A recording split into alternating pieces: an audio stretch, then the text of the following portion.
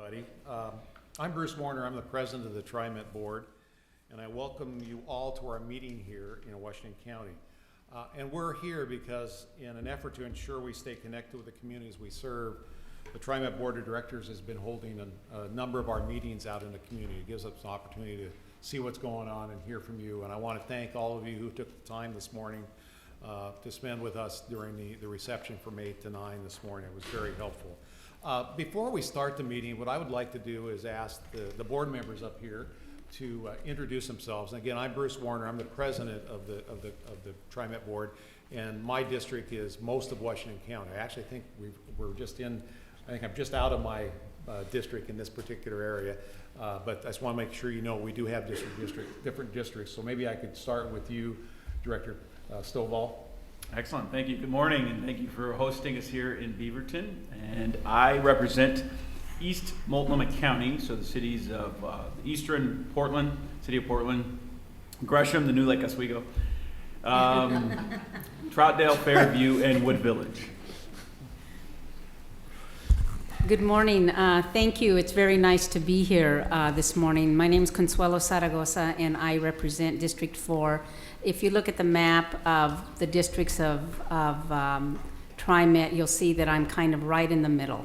So that's District 4 in Southeast Portland. Good morning, Dr. Chialan Bethel. I serve as Vice President of the board, and I represent Northeast Portland. Good morning, I'm Joe Esmond, and I serve on District 2, parts of Southwest Portland and Northwest. Thank you for hosting us. It's good to see this new building and other buildings out here where it used to be all red iron. So it's a good thing. Good. Thank you, everybody. We are happy to be here, I want to say that, and to be in one of the great communities that we serve. And hopefully we are going to continue to serve better. Before we get to our invited speakers, we have many jurisdictional partners who are here today. I want to take a few moments to acknowledge them. I want to make sure, looking around, make sure there's nobody I've missed. First off, I want to recognize Hillsborough Mayor Jerry Woolley. I think he's back there. I just saw him. Jerry, good morning. Thank you for coming. I also saw Forest Grove's Mayor, Pete Truax. Thank you, Pete, for coming. Obviously, DENNY DOYLE, mayor here at Beaverton, and is here. I didn't see Councilor Betty Bodie is she here? I didn't see her, okay. I do see Metro Councilor Craig Dirksen. I know he's back there, Craig, and also the former mayor of Tigers, so glad to see you here. I would also point out that we have KATHRYN Harrington, who's also on the Metro Council, who we'll hear from in just a moment. So who have I missed out there? Anyway, Commissioner Dick Schouten, thank you for coming today, and we're going to hear from you in a moment too. So if I've missed anybody else, I apologize, but I want to thank all the elected folks for taking the time out of their busy day to come here, and especially those who are taking the time to take a few moments to speak with us this morning. So with that, I'd like to bring up the mayor of the city of Beaverton, Mayor DENNY DOYLE, to put him at this table, which is probably an unusual position for him to be in. Yeah, and the only thing that would make it better if I was mad at you for something. Oh, Okay? But that's not the case. So, good morning, Mayor. All right, good morning, everybody. Thanks for coming out all the way to Beaverton for the meeting, and I would appreciate your interest in the community. And thank you for inviting me to speak ever so briefly this morning. And I'd like to thank Neil McFarlane and the work that TriMet is doing that directly and positively impacts the city of Beaverton. And I want to thank the board of directors and Bruce for having this meeting here again. I know I'm repeating myself, but you know, I tell you, we really commend your leadership in increasing capacity in light rail lines as well as West. West is a carefully guarded secret of how successful it is, and we need to talk about that as much as we can. Because back at the old office, I used to wave as West would go by, blowing the horns at the intersection. And I know our residents really appreciate a less crowded commute, and the more we can do, the more we can encourage people to take alternative transportation, the better off we'll be. We truly support the Westside service enhancement plan that you put together to provide new north-south bus rides through the city and improve the routes that exist. Bus lines take to better serve our growing population. And luckily we are growing, and it's an undeniable fact that we're getting bigger on the west side. So we recognize your efforts to improve bus service by adding new bus pads on Canyon Road, and we appreciate your reconfiguring other sites to improve safety and to make it easier for passengers to get on board. This is important work, and we are committed to working with you day in and day out, year-round, 24/7. TriMet has always been a good partner to Beaverton, and we appreciate your help in implementing our nationally recognized and award-winning Beaverton Community Vision. That's truly our mantra. We're actually going through a refresh right now. 4 more meetings are going to happen within the building to tell us where we should go, and we can't get there without the help of TriMet. So we thank you for listening to our citizens' priorities and helping bring our community's vision to life. We get it. We know the car is not the only answer to the world's problems. Recently, our Community Development Department has undergone a reorganization to emphasize transportation. Already, our transportation group and TriMet staff have forged an even stronger partnership. Today, we are collaborating on many fronts. But as we know, there's still work to do. As Beaverton continues to grow, we must make sure that our new population growth centers are accounted for in TriMet's future route planning, and that certainly includes South Cooper Mountain. We have challenges there. All the help we can get from you all will be greatly appreciated. It'll be appreciated by the government folks as well as the people who live there. So we got to make sure we're maximizing expenditure of tax dollars and keep on improving things, changing as the circumstances change. We must strive to have adequate parking by public transit access points, and we must plan for higher density and work closely with you to provide multiple transit options for residents who do not want to travel by car. By working together, I am confident that we can make Beaverton an even more friendly transit persona within the city. I invite you to walk around. We have a development coming off of on board at First and Lombard. They're going to put a bus stop there that you'll turn that into a showcase. And that's being done with the private dollars from the developer there for SEPA. So that's how we try to make it work here on the west side. And as with any successful organization, good ideas are modeled by leaders who listen and are willing to collaborate, perhaps take a risk now and then. And this certainly is the case with TriMet's General Manager, Neil McFarlane. Neil, thank you for your help. Board, you should be very proud of Neil and his staff. They listen. I get answers back in very quickly to questions, and I don't bug you much. But it's appreciated to hear back from you. So I want to thank you, and welcome to Beaverton. Thank you, Mayor. Really appreciate your comments. And yeah, we think highly of our general manager and the work we're doing. And again, the partnership we have with the city is very great. So again, thank you for taking the time. All right. Let's move on then. I see Mayor Jerry Willey. Maybe you'd like to come up representing the city of Hillsborough? Thank you, Bruce. I just put food in my mouth. Of course. Well, thank you again, Bruce, for giving me this opportunity. I just want to say thank you, of course, for the work that we get to work with Neil and all the staff. TriMet's been a great partner, and we continue to have dialogue and enjoy certainly enjoy the service and the opportunity for additional service. I would like to say thank you for coming to Beaverton, which we refer to as a suburb of Hillsborough. DOYLE usually gets me first, so I had to get that in. The purpose that I just want to take a couple of minutes is just to brief the board on a project that we've been working with Tom Mills and certainly the Chamber and a variety of other partners to extend kind of the last mile from the light rail up into our North Industrial, which is the property north of Sunset Highway up there.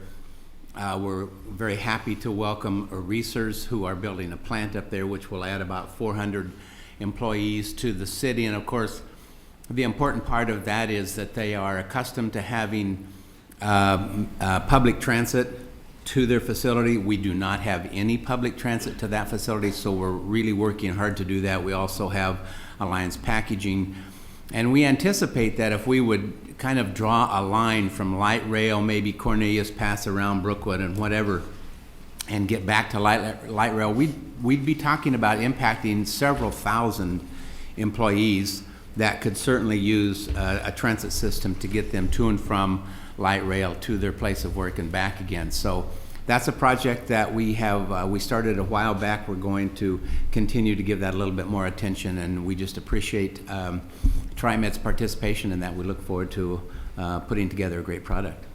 So that's all I have to say. Thank you very much, Bruce. Mayor, thank you very much. I will point out, I should let you know that in the reception, I must have had at least 5 people talk to me about the last mile issues at various points. We know it's an issue, it's a priority for the board, but we really do want to hear from you about those priority areas, because we want to prioritize and get to the ones that we can as quickly as possible. And I know that Paul Levy, who's the CFO for Research Food, is going to be testifying later, I think, about the very thing you're talking about in terms of a new building and their new employment center in North Hillsborough. So it's on our mind, but thank you very much for reminding us, Mayor. I appreciate you being here and talking to us about it. Well, absolutely, and as you know, regionally, we don't get things done in a vacuum, so it's great to have a partner like TriMet. So Good. thank you. Thank you. All right, Commissioner Dick Schouten, please come up.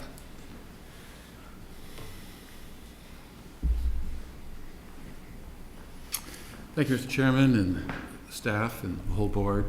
Thank you for being here in Beaverton. I would just say, though, that maybe just a slight correction, if I could use that word, with respect to remarks from our mayor. Beaverton really is sort of the center of Washington County in many ways, certainly from a transportation standpoint, and we've got, what, 11, 12 buses coming into the transit center.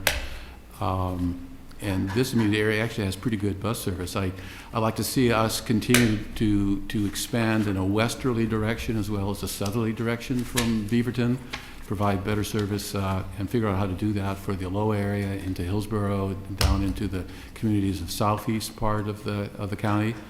Part of that is the last mile connection. I think part of that is whatever happens with the Southwest Corridor. Something important in terms of high capacity needs to be built there. I think my thought always is, let's not be ideological about all this stuff. Let's be practical. Let's be pragmatic. It's clear when you look at other parts of the developed world and our success in this region that it's a whole mixture of things. It's a whole toolbox, and the car is an important piece, but it can't just be the only thing in the toolbox. It can't be the hammer that we use to slam everything. I just came back from Houston, and there's a lot we can learn from them on other things outside of land use and transportation, but I think not land use and transportation. And there's a part in here, the armature of the roads and the freeway piece is important, and the county certainly has made major investments and has no apologies to make on that front.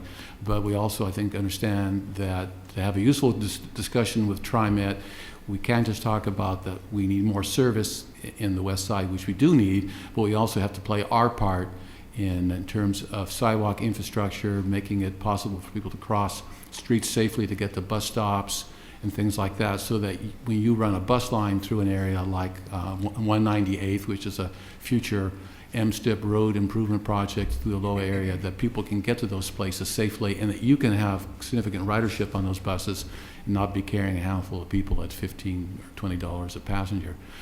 I think it's all about not being ideological, having every tool and integrating everything, and that will help us solve the last mile piece. I think the bicycle actually has a piece to play in that. In my case, I'm about 2 miles from my house to here. A very comfortable bike ride to get over here. I've got the best parking spot of anybody here, right in front of the doorstep. Thank you, Mayor Doyle, for that. It's not, obviously that's not the answer for everything. I recognize that. But if we're doing 1% or less of the share, I think that's a room for opportunity there. And I applaud Hillsborough. Some years ago, they had a great component in a Tiger Grant, which they were looking at bike and ped road connections of about 1.5 miles or 2 miles going north from basically all of the MAX platforms from, I think starting with Gautama all the way to the Fairplex, and having some routes that serve those major employment areas north of those stations, as well as connections, road and bike ped connections, bike and ped connections to residential areas about 1.5 miles south of that. I think a lot of the people who worked on putting that Tiger Grant proposal was very excited, in particular with that Hillsborough piece of it.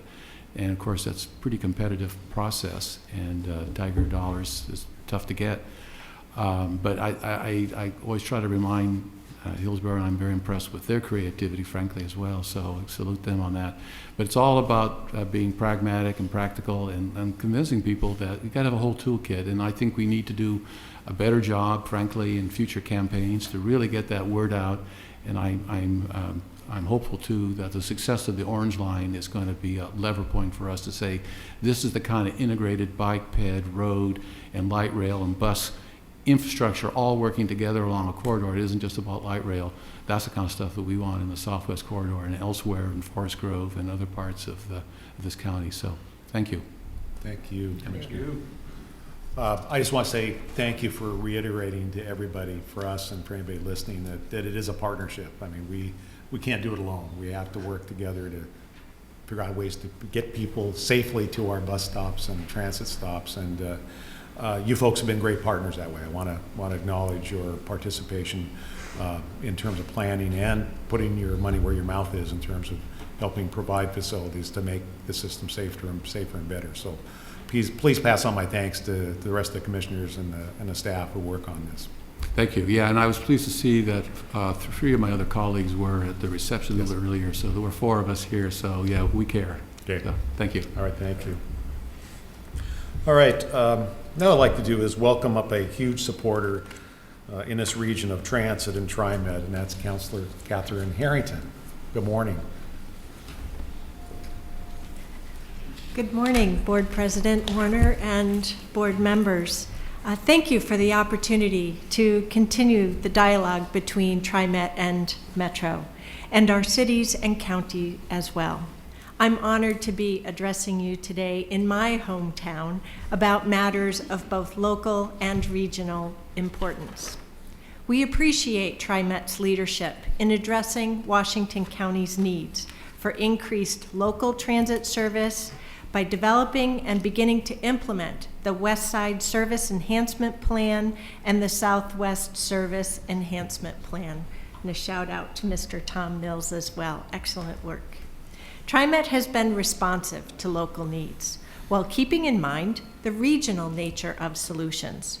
Washington County and its cities will benefit significantly in the long term with increased local and high-capacity service in southeastern county cities of Tigard, Tualatin, Sherwood, Durham, King City, just as we have seen in Forest Grove and Hillsborough as the Service Enhancement Plan has been implemented.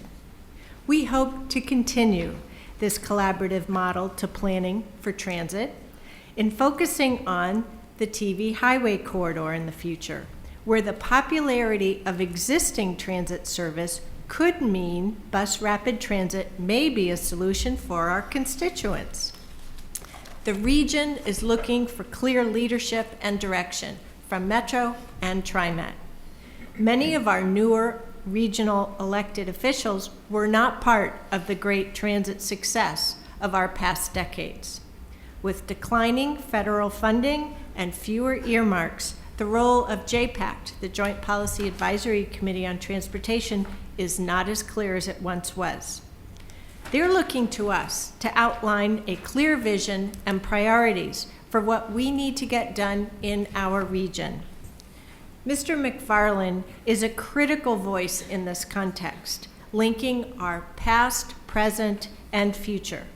His leadership is vital in this context and can make the difference on key issues. For example, the implementation of our region's climate smart strategy. We need to coordinate strategy so that we advance a shared agenda. We have coordinated and collaborated well over the years, and we need to invest in maintaining our strategic relationship. It is paramount that we have a coordinated strategy on funding. Whether you look at it from the perspective of climate, population and job growth, or access to opportunity, our future in the region depends on continued investment in public transit. You've done a tremendous amount of work in service line improvements, but also ensuring that we have safe and comfortable access to transit, looking at safer crossings on major roadways, sidewalk improvements, and improved bus stops. Thank you. It makes a huge difference in saving people's lives and helping them get their everyday needs met. Our work to support TriMet's funding through the payroll tax, without which nothing can operate, is part of that funding strategy. But the funding reality for expanding our system has changed in recent years. For several decades, we were able to punch above our weight through good planning and creative funding solutions. This is no longer possible. We will need public support and a shared compact with voters for what we are trying to achieve. Again, TriMet, under Mr. McFarlane's leadership, is very important in achieving this.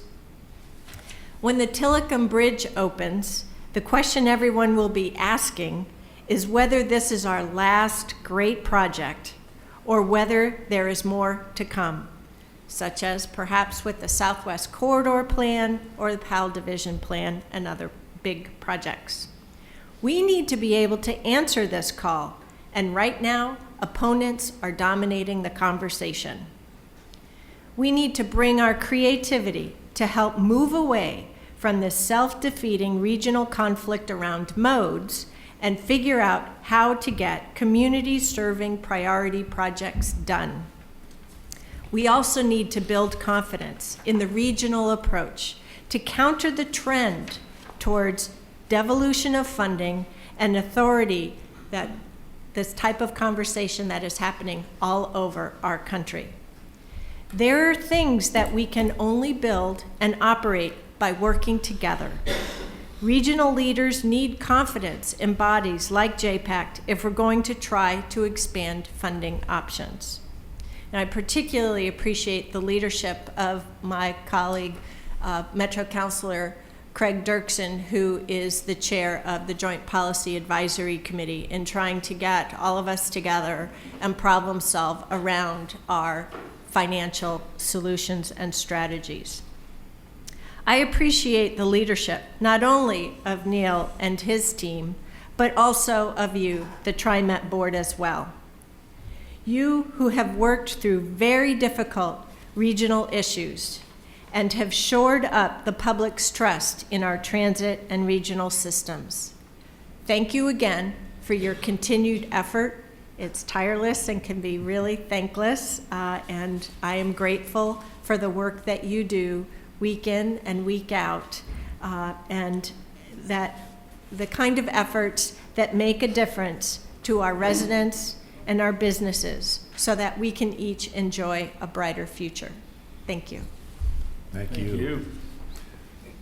And thank you to Councilor Dirksen, too, both of you, for your hard work on behalf of transportation in the region. And it would never be able to be done without our partnership with Metro and the Metro staff. So again, thank you all for coming. So the final speaker we have this morning on the invited list is a friend of transit, an important voice among businesses. And so I want you to please welcome the chair of the Westside Economic Alliance Board, Norm EDER. Norm?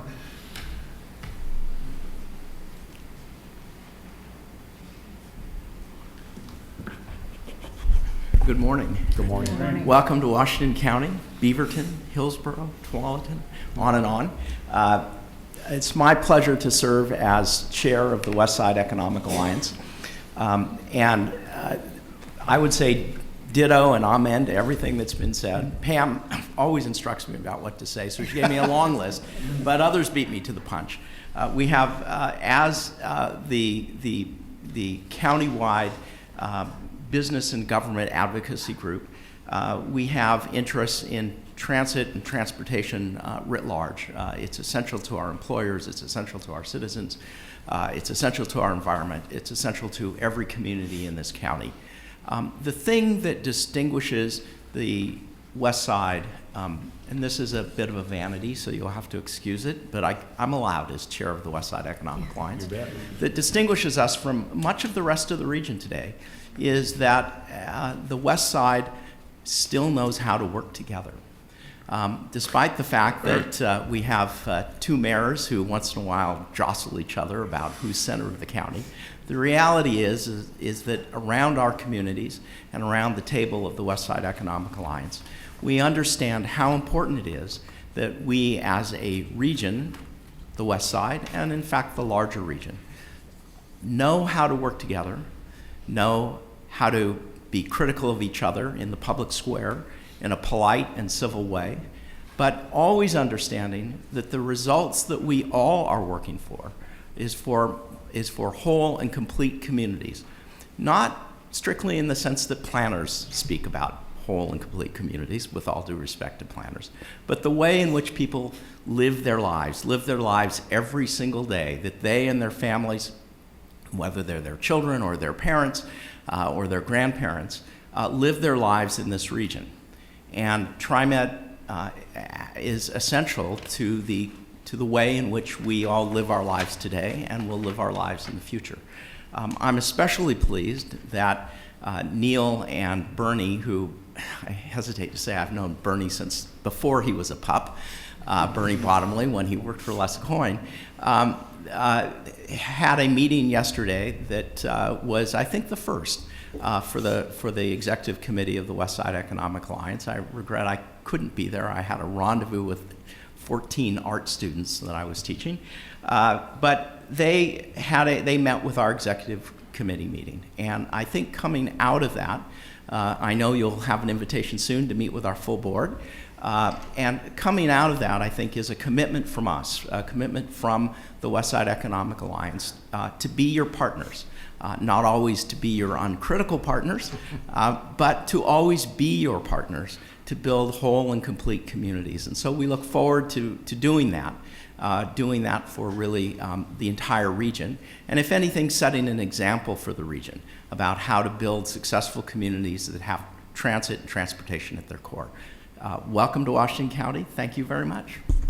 Thank you, Norm. Thank you. Appreciate your support and again, assistance, bringing the business community to the table to work with us. So that is all of our invited guests this morning. Again, I just want to take a moment to again thank you all for coming. You're obviously all invited to stay for the remainder of the meeting. We actually have some very informative presentations that will be coming on later that I think are important, particularly one dealing with safety improvements for pedestrians on the west side is one that we'll be talking about a bit later. And if you're not able to stay, we can send you the presentation. I'd be glad to have somebody call you and talk to you about it more if you'd like also. So where we are now is we're going to go to what's called our public forum, where we allow time in the beginning of our meetings for people to talk with us for a maximum of 45 minutes. We have only 3 people signed up this morning. We do ask that you limit your comments to 3 minutes. So I'm going to invite you up 2 at a time. I'm going to invite up Lisa Huffman, and I'm also going to invite up Paul Levy, who I mentioned earlier. So please come on up.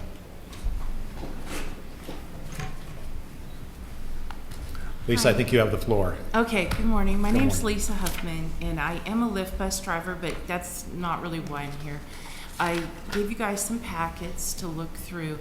What I'm asking is to put up donation collection bins for Child Fund International for a one-time process where maybe about a month, where we raise money to buy little girls' bikes, and I've cited all the information for that, and also a documentary that's just come out. It's an international documentary about how hard it is for children to get to school in other parts of the world. I know this is a reach, but this is a transit agency, and many people in developed parts of the world, they take for granted transportation. These children just want to go to school, and they go to extreme lengths to get there. I'm asking for access to any TriMet employees. I don't care if it's in a common area where managers are, where operators are, anybody. I've listed the 3 main garages where there's the most employees. I think those are the most employees. Powell Garage, Center Street, and Merlot. But I know this is a reach, but before you like say no, and I spoke with the ladies when I checked in this morning that you'll probably direct us to a lower manager, obviously, but I think as long as I sign something or, you know, whatever your requests are, I'm happy to do it. And I did insert a second packet with the first packet. That's a picture of my daughter on the streetcar line from a union magazine. This does not have to be a union thing. That's just a group that I'm involved with where we do stuff for kids. It is a union thing, but we just do stuff for kids. My friend is the president of it, and he's the operator on the Pal Garage. He primarily donates time to the Oregon Food Bank. I do this and with the Child Fund. So I showed you that I have an account with them. That's why I inserted that second document, but it doesn't have to be that account. It can be something totally separate if you want me to create a third account or whatever. So don't say no. And watch the documentary. It should be on some kind of format soon. It played again last night here in Portland. You can watch it on YouTube. The documentary is called The Way to School. It's from France. Great. Lisa, thank you for coming. I think this is an important issue that you brought up, and I know applaud you for your willingness to do that. You're right. I think we need to refer this. I'm going to ask the general manager to determine the appropriate people to talk with you about this.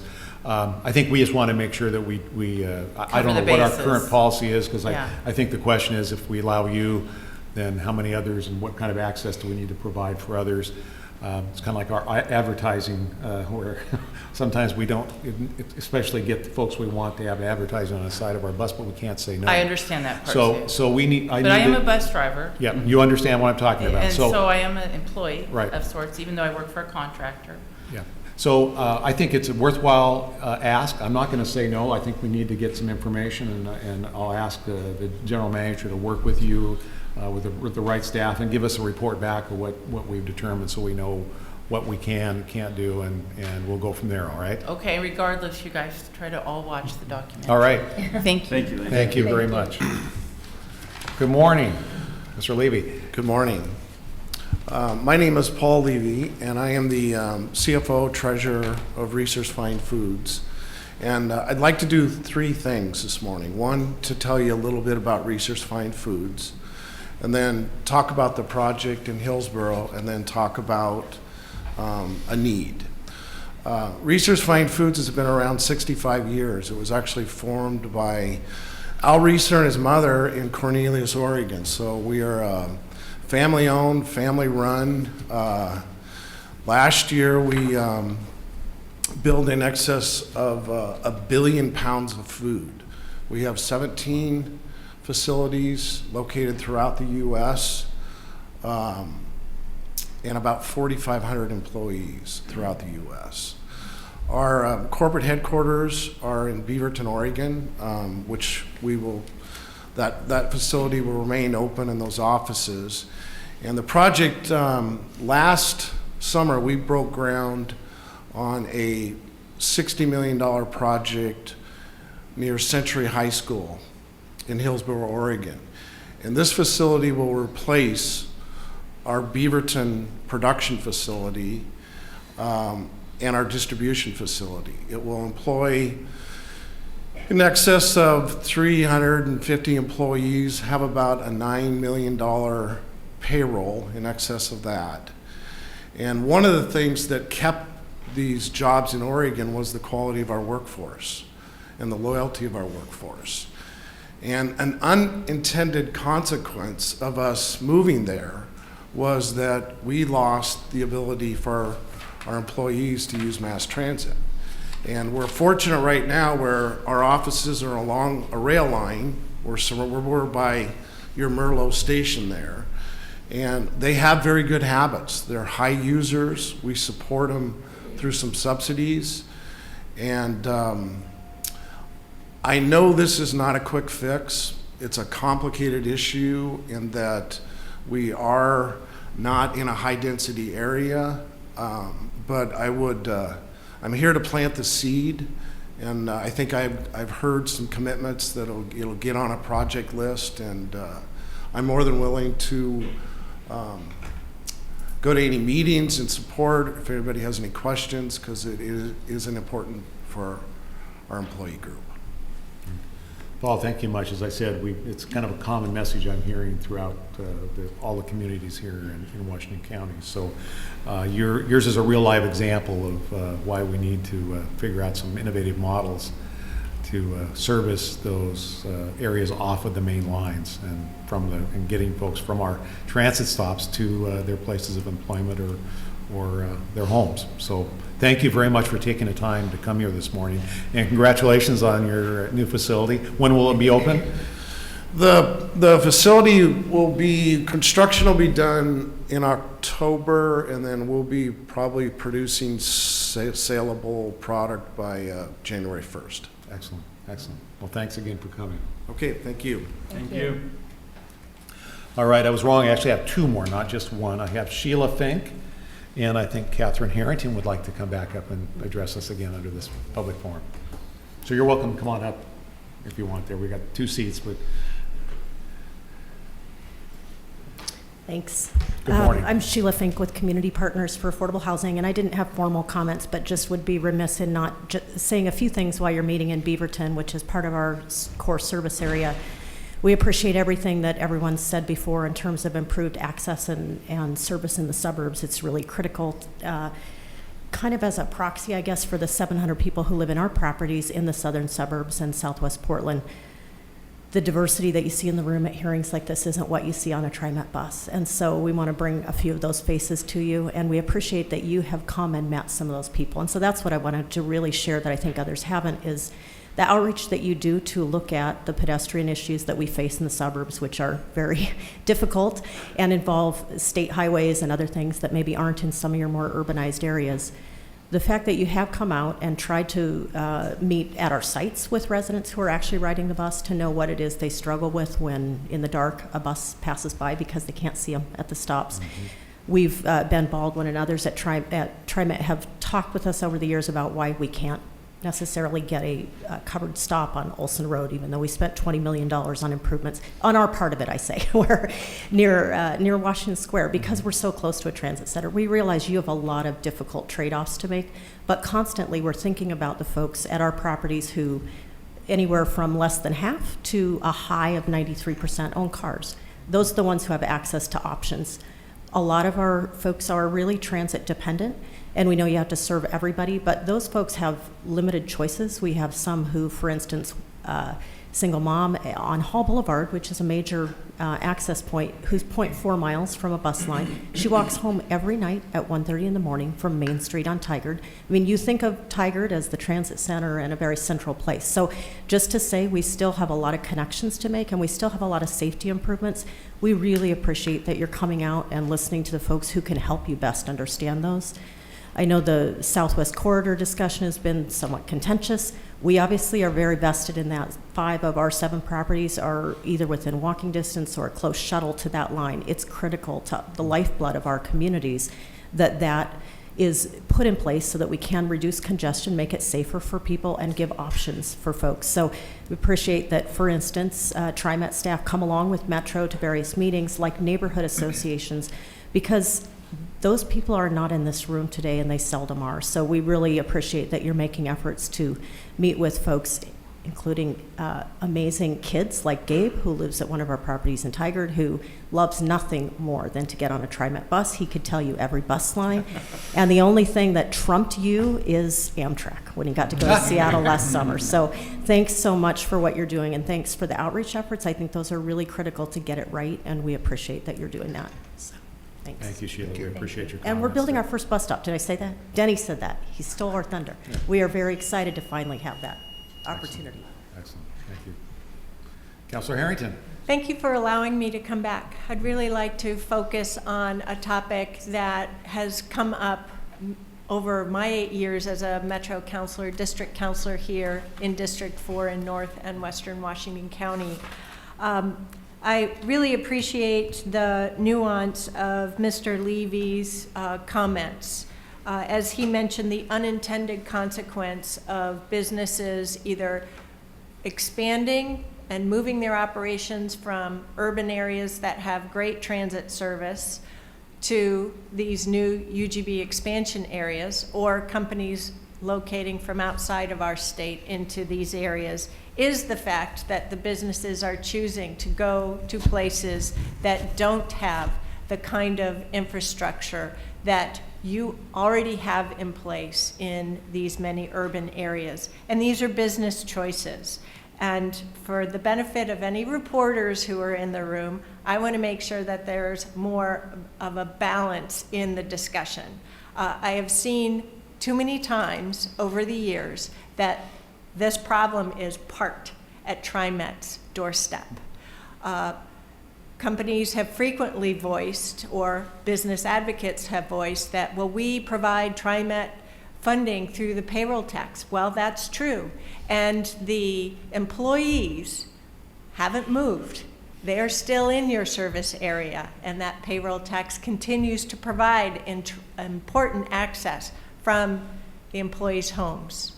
The fact that businesses are choosing to relocate to these new expansion areas is a factor that perhaps they need to think about up front. But I commend Mr. Levy in being a positive problem solver and working with you, versus what I've seen time and time again in the past of parking the problem on your doorstep and expecting you to solve it all by yourselves. So just wanted to not lose the opportunity to shed a little light on these kinds of the connectedness between our land use planning, economic development, and transit planning and service. Thank you again. Thank you, Councilor. Thank you. Your point is well taken. And I should say I had an opportunity as the Executive Director of the Portland Development Commission to deal with a number of businesses who wanted to come to Portland and the Portland region. And I was actually very surprised about the need and the desire of most of these companies to understand transit availability. And many of them made choices about where they sited based on the level of transit service that was available. So a lot of them are doing it on the front end. I suspect that there were some conscious decisions that were made by Reeser Food, but I agree with you. It's great to have a partner there we need to work with. But that area hopefully will sooner or later be developing in a much more dense manner that will allow us to serve it more easily. But it's one of those growing pains that we have throughout the region, frankly. So you're right to acknowledge it and point it out to us. So thanks again. Thank you. All right.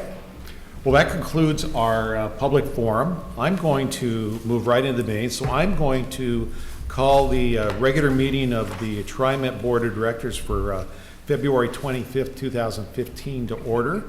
And we're going to go right into board reports. And the board report that I have first off is Director Zaragoza giving us a report on our Transit Equity Advisory Committee, or TEAC as we call it. Yes, thank you, Chair. We met last week. We meet on a monthly basis, and we have a variety of folks that represent different organizations or that are interested in transit equity for the Tri-County region. What we did last, on February 19th, we had an update on the Portland-Milwaukee Light Rail project. Very enthusiastic about all the events that will be taking place. I don't know if the audience has received information on that, but it's going to be great. There's several months of activities, and the finale will be fabulous. So I hope that you'll all be able to attend. So that's the opening, again, of the Portland-Milwaukee Light Rail project. We also discussed the Honored Citizens Fair and received some suggestions for TriMet on how they can reduce the impacts on the increase of the Honored Citizens Fair. In addition to that, we also reviewed results of the Frequent Service Restoration Title VI equity analysis that, again, provided additional conversation. So that was it. Any questions for Director Zaragoza? I don't see any. Thank you very much for your work on that committee. It's very, very important. So with that, unless there are other questions from the board, I'm going to move right to the general manager's report. Mr. General Manager. Board President, members of the board, I wanted to first of all thank our hosts here at the City of Beaverton for their terrific hospitality in providing us these facilities.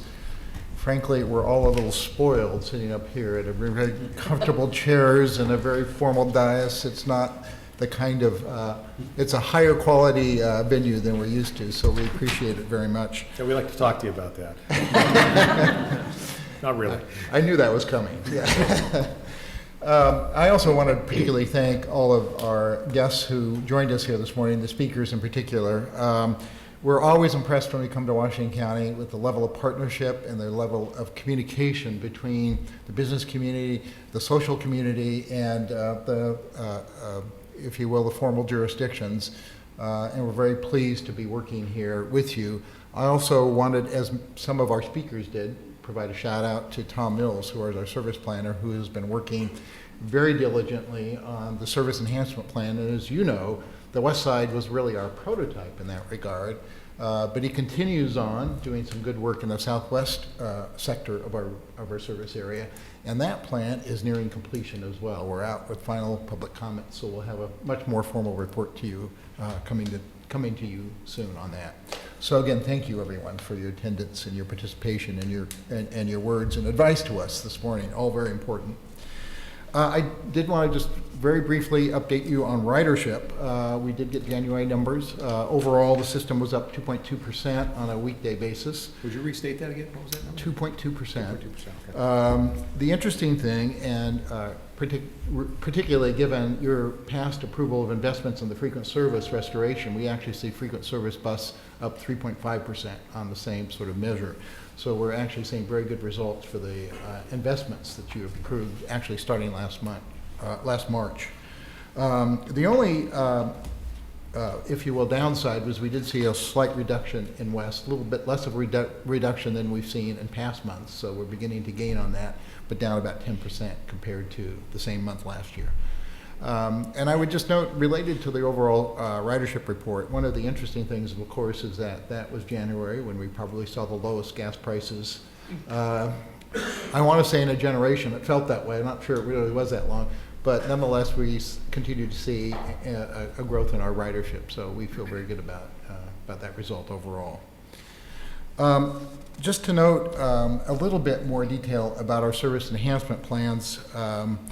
We are now, again, as I noted, in the midst of the sort of final review of the Southwest Service Enhancement Plan, and that really does have a lot of connections to the area that we're talking about here.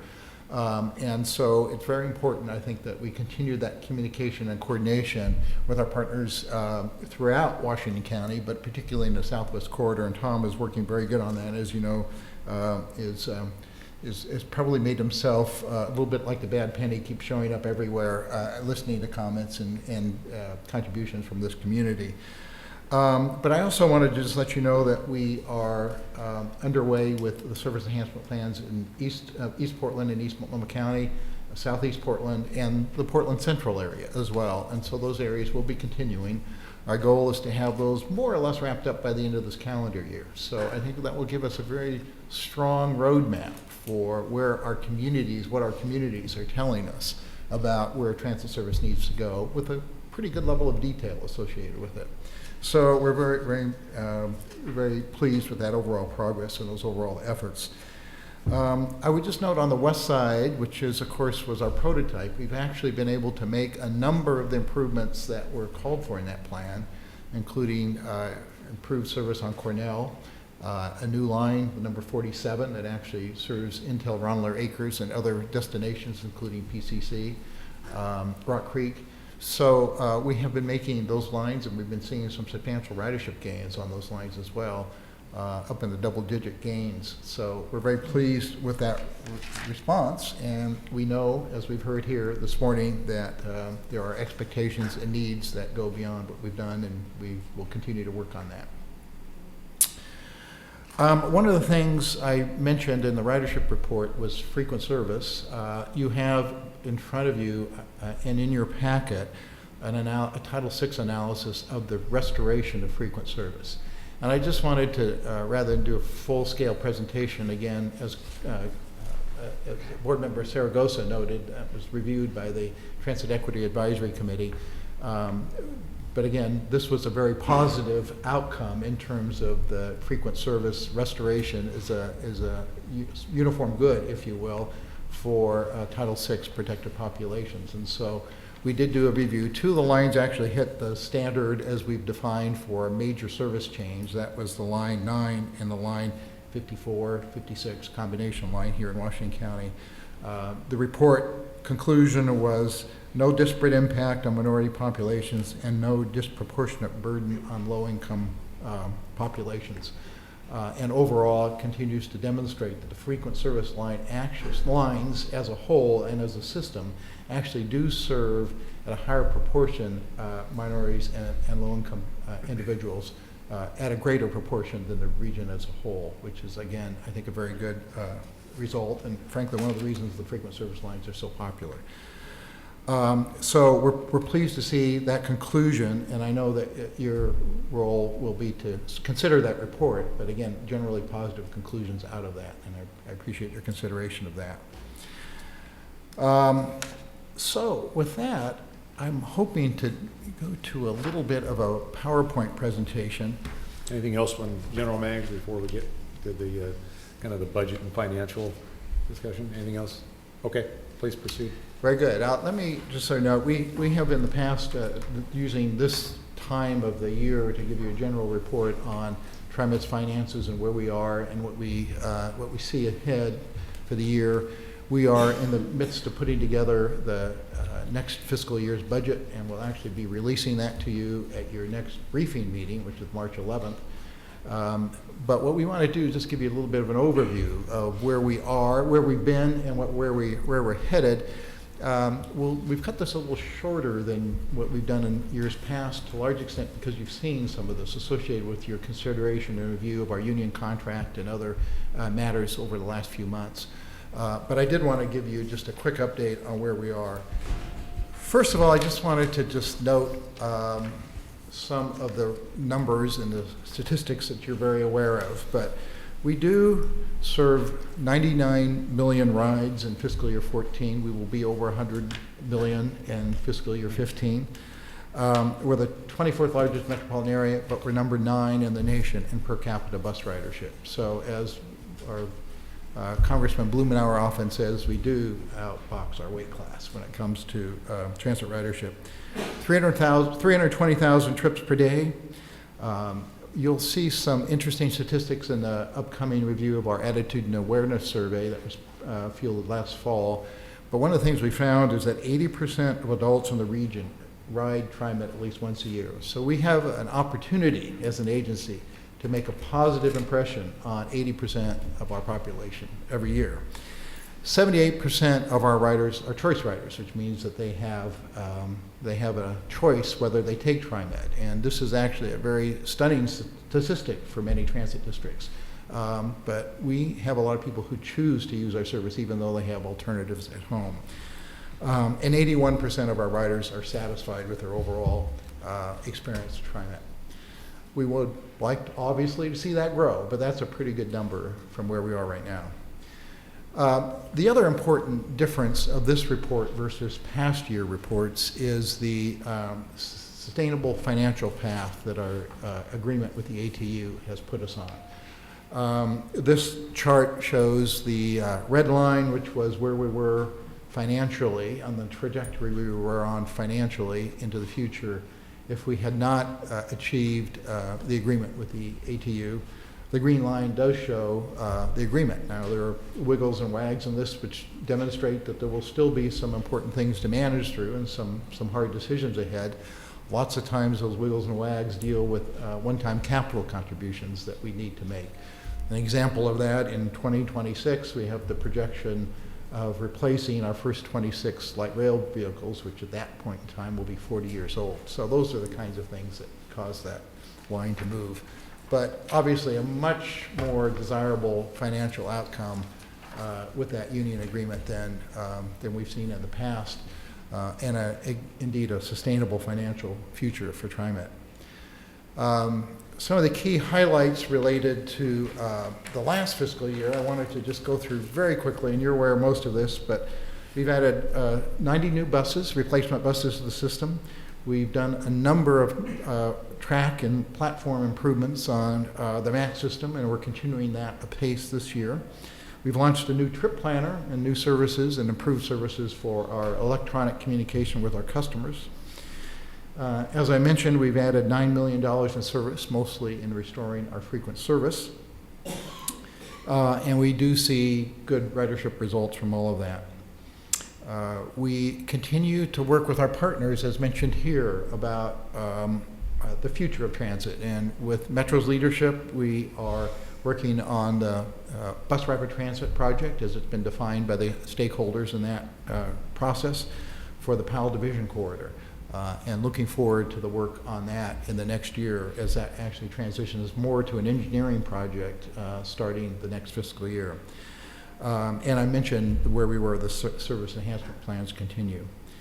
On the safety and security front, you have regular updates on this, but as you know, we have been able to hold our low crime rate on the system. We continue to work on that. We have a very effective policing strategy, and we're continuing to look for improvements. For example, over the last year, we've completed installing cameras, CCTV cameras at all MAX platforms, and that process of improving our security will be continuing. But on the safety front, one of the big changes is that we are implementing a safety management system, and this is getting ahead of upcoming federal regulations related to public transit. And we have begun the implementation of the data tracking system, and we're also beginning the training of our staff, which will be over the next year, a very intensive effort. And related to fares, you will recall we lowered the price of student fares. We put together a package of partnership related to Portland Public School fare program. Our mobile ticketing is more popular than ever. We're up to 10% of ticket revenue, fare revenue now coming from that mobile app. Really amazing adoption within our marketplace. Our TVMs, which were at one time troublesome, are now running well above 98% reliability, and we are well underway with our electronic fare system design and implementation. And needless to say, what is a headline for the next year will be the opening of the Orange Line. Current status is 93% complete, on time and on budget. We have come, as of tomorrow, 8 of our new Type 5 light rail vehicles on the property, undergoing the thorough testing that is required before they go into revenue service. And again, very proud of the jobs and the opportunities the project created during a very difficult time in our local economy. Over 13,000 jobs have been created. 538 firms were involved in the construction effort. 80% of those are based in Oregon. 130 firms are in the category of disadvantaged business, owned by women or people of color, and $170 million of revenue to those disadvantaged business contractors. So we're very proud of those numbers. Those are really records for any project TriMet has ever done, and we're very pleased where we are with that project. We are in a much better place because of some of these circumstances financially. Our payroll tax receipts are growing at a healthy rate along with our economy. We're seeing federal funds, one sort of question mark on the horizon. I wanted to note that's overall federal funds represent about 15% of our budget, those formula funds that come to us, very important funds for preventive maintenance and capital for the most part. Our projections going forward is that those funds will continue at current levels, and that's been the history through these fits and starts of congressional reauthorization of the transportation program. There is obviously very strong advocacy for growing those funds, transportation and infrastructure funds nationwide, but we've kept our forecast toned down to really be at a flat level.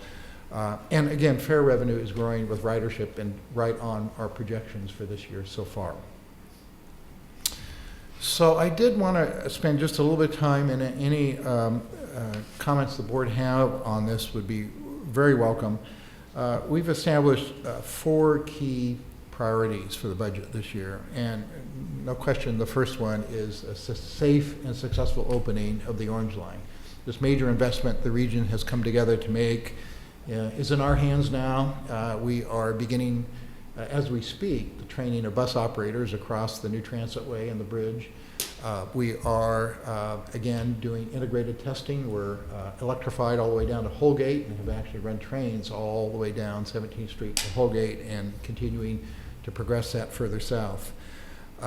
So that will be a major effort and a major investment associated with service in the next year. Second priority is continue to advance the culture of safety, and I've been very thankful for the board's support and encouragement of us on this front. There's nothing more important to our customers and to our constituents. So again, we need to continue making good progress in that area. Expand service and improve system reliability. My hope is that with the 16 budget, we'll actually be able to complete fully 7 days a week restoration of frequent service, bus and MAX, and make sure that that level of service is back where it was pre-recession. In addition, we'll have some opportunity to improve schedules for our bus operators and to respond to some of our overcrowding issues. That's a lot for 1 year, and we will be in the position, I think, after that to really begin to improve service even more dramatically. The timeline for the budget is, again, I'll present a draft budget to you on March 11th, and then we'll begin our outreach with you and with our community and our stakeholders.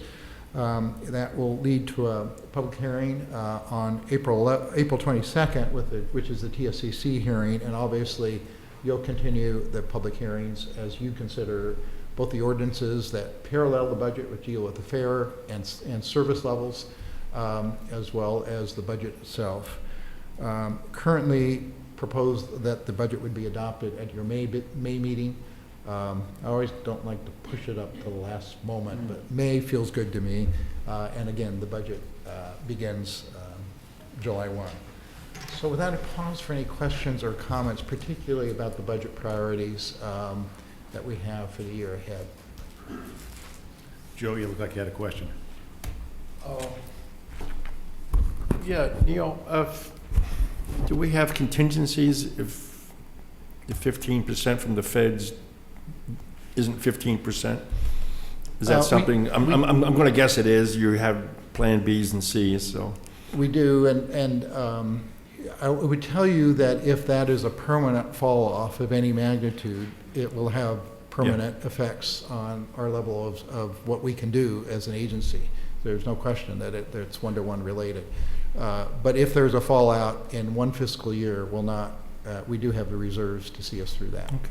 All right, thank you. Other questions, comments for the general manager? I guess I just have one, and maybe it's when you come back to us with a budget, I wouldn't mind having like a white paper, just a one-pager, talks about kind of the shuttle bus, the Grove Link, and you know, Tualatin system, kind of where they are, because I know at least the Grove Link has a grant that runs out in another year. Does that sound right? I can't remember the number.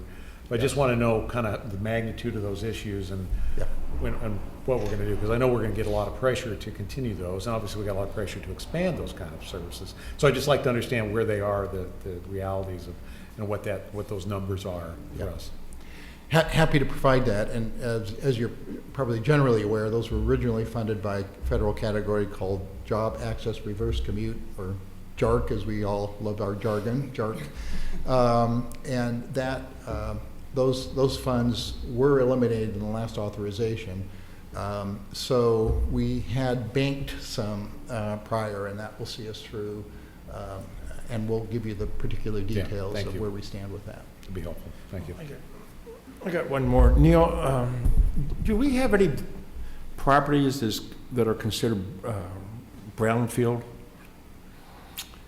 There's a bill going through the legislature to do some cleanup and stuff like that around the whole state. I just wonder if we have. That's an excellent question. For the most part, I think the answer to that is no. Okay. But I would. Your question will have me ask the staff a little bit to check once more. And the reason I say that is usually as we acquire projects, for example, for light rail projects, we're required to do the remediation at that point in time. So my sense is they probably, unless they're really historical acquisitions that go back some time, but we'll check on that. Okay, thanks.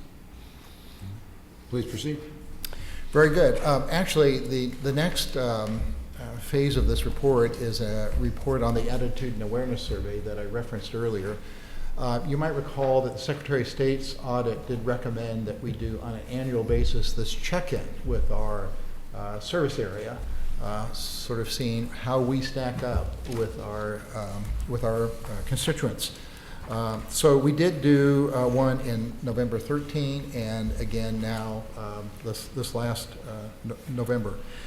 Our most recent survey is, I think, generally quite good news for us in terms of the work that we've been doing. So I'm really pleased if I could introduce John Horvick and James Candell from Davis Hibbets and Midgall to sorry, I trip over that, to present the findings. And again, thank you for being here, and we're looking forward to your report. Well, our pleasure, and DHM research is fine. Board of Directors, General Manager McFarlane, it's a pleasure to be here to share these results. They are positive, and it's always nice to deliver good news, and today we get to do some of that.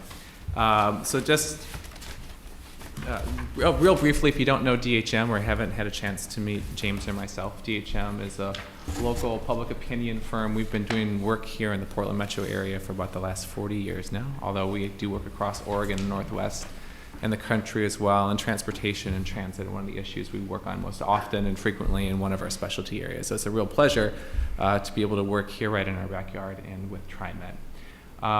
We did recently do the Attitude and Awareness Survey, and it was a survey of 1,000 residents here in the Portland metro region, and that's a really great sample size. We don't often get a chance to talk to that many people for one project, and so it's a really credit to you to make that investment. Because not only do we get real accurate results of the region as a whole, but we'll be able to talk about today and some of the other information we provided, really look at breakdowns by county, by demographics, and other important characteristics. So the survey was done last fall. It was done November 13 through 18. We do work real hard to set demographic quotas and quotas on other important characteristics such as area to really ensure that we have a representative sample, and we do. This is a really great sample. We'll talk about that a little bit more later. And for those who keep track of such things, the margin of error for a sample of 1,000 is 3.1% at the 95% confidence interval. So an opportunity to get real accurate results. So top line, sort of just to let you know sort of overall feelings. First, TriMet positives are up from the last time we had an opportunity to talk to folks in 2013. And we'll be going into a lot of those details, but it does come in a broader environment, so just a little stage setting. We are seeing the public more optimistic broadly here, whether it's in the region, the state, or the country. And we're also seeing some less worry about the economy as well, whether we're looking at unemployment rates or people's projection of the state of the economy or their personal financial situations. So as this continues, it has a halo effect on all sorts of things, and that's one piece of the puzzle. The other, of course, is the good work that you've done, the increased service that you've provided over the last year, the infrastructure investments you made with the light rail and the Telecom crossing, the contract negotiations with settlement with the union. So there's a broad sort of public opinion climate that's out there that certainly has an impact, but your good work as well. So just so larger stage setting, so as we go through these numbers, keep those things in mind. So the highlights, just what are the top lines? Overall approval of how TriMet is doing. So in our 2014 survey, 76% approved of TriMet. That's up 10 points from 2013 and up 5 points from 2010, the survey prior to that. So 76% is a great number on its own. 66%, frankly, for all the public agencies that we talked to is a good number. It was slightly down in 2013, but in general, when you see a number of 66%, that's pretty good for a public agency.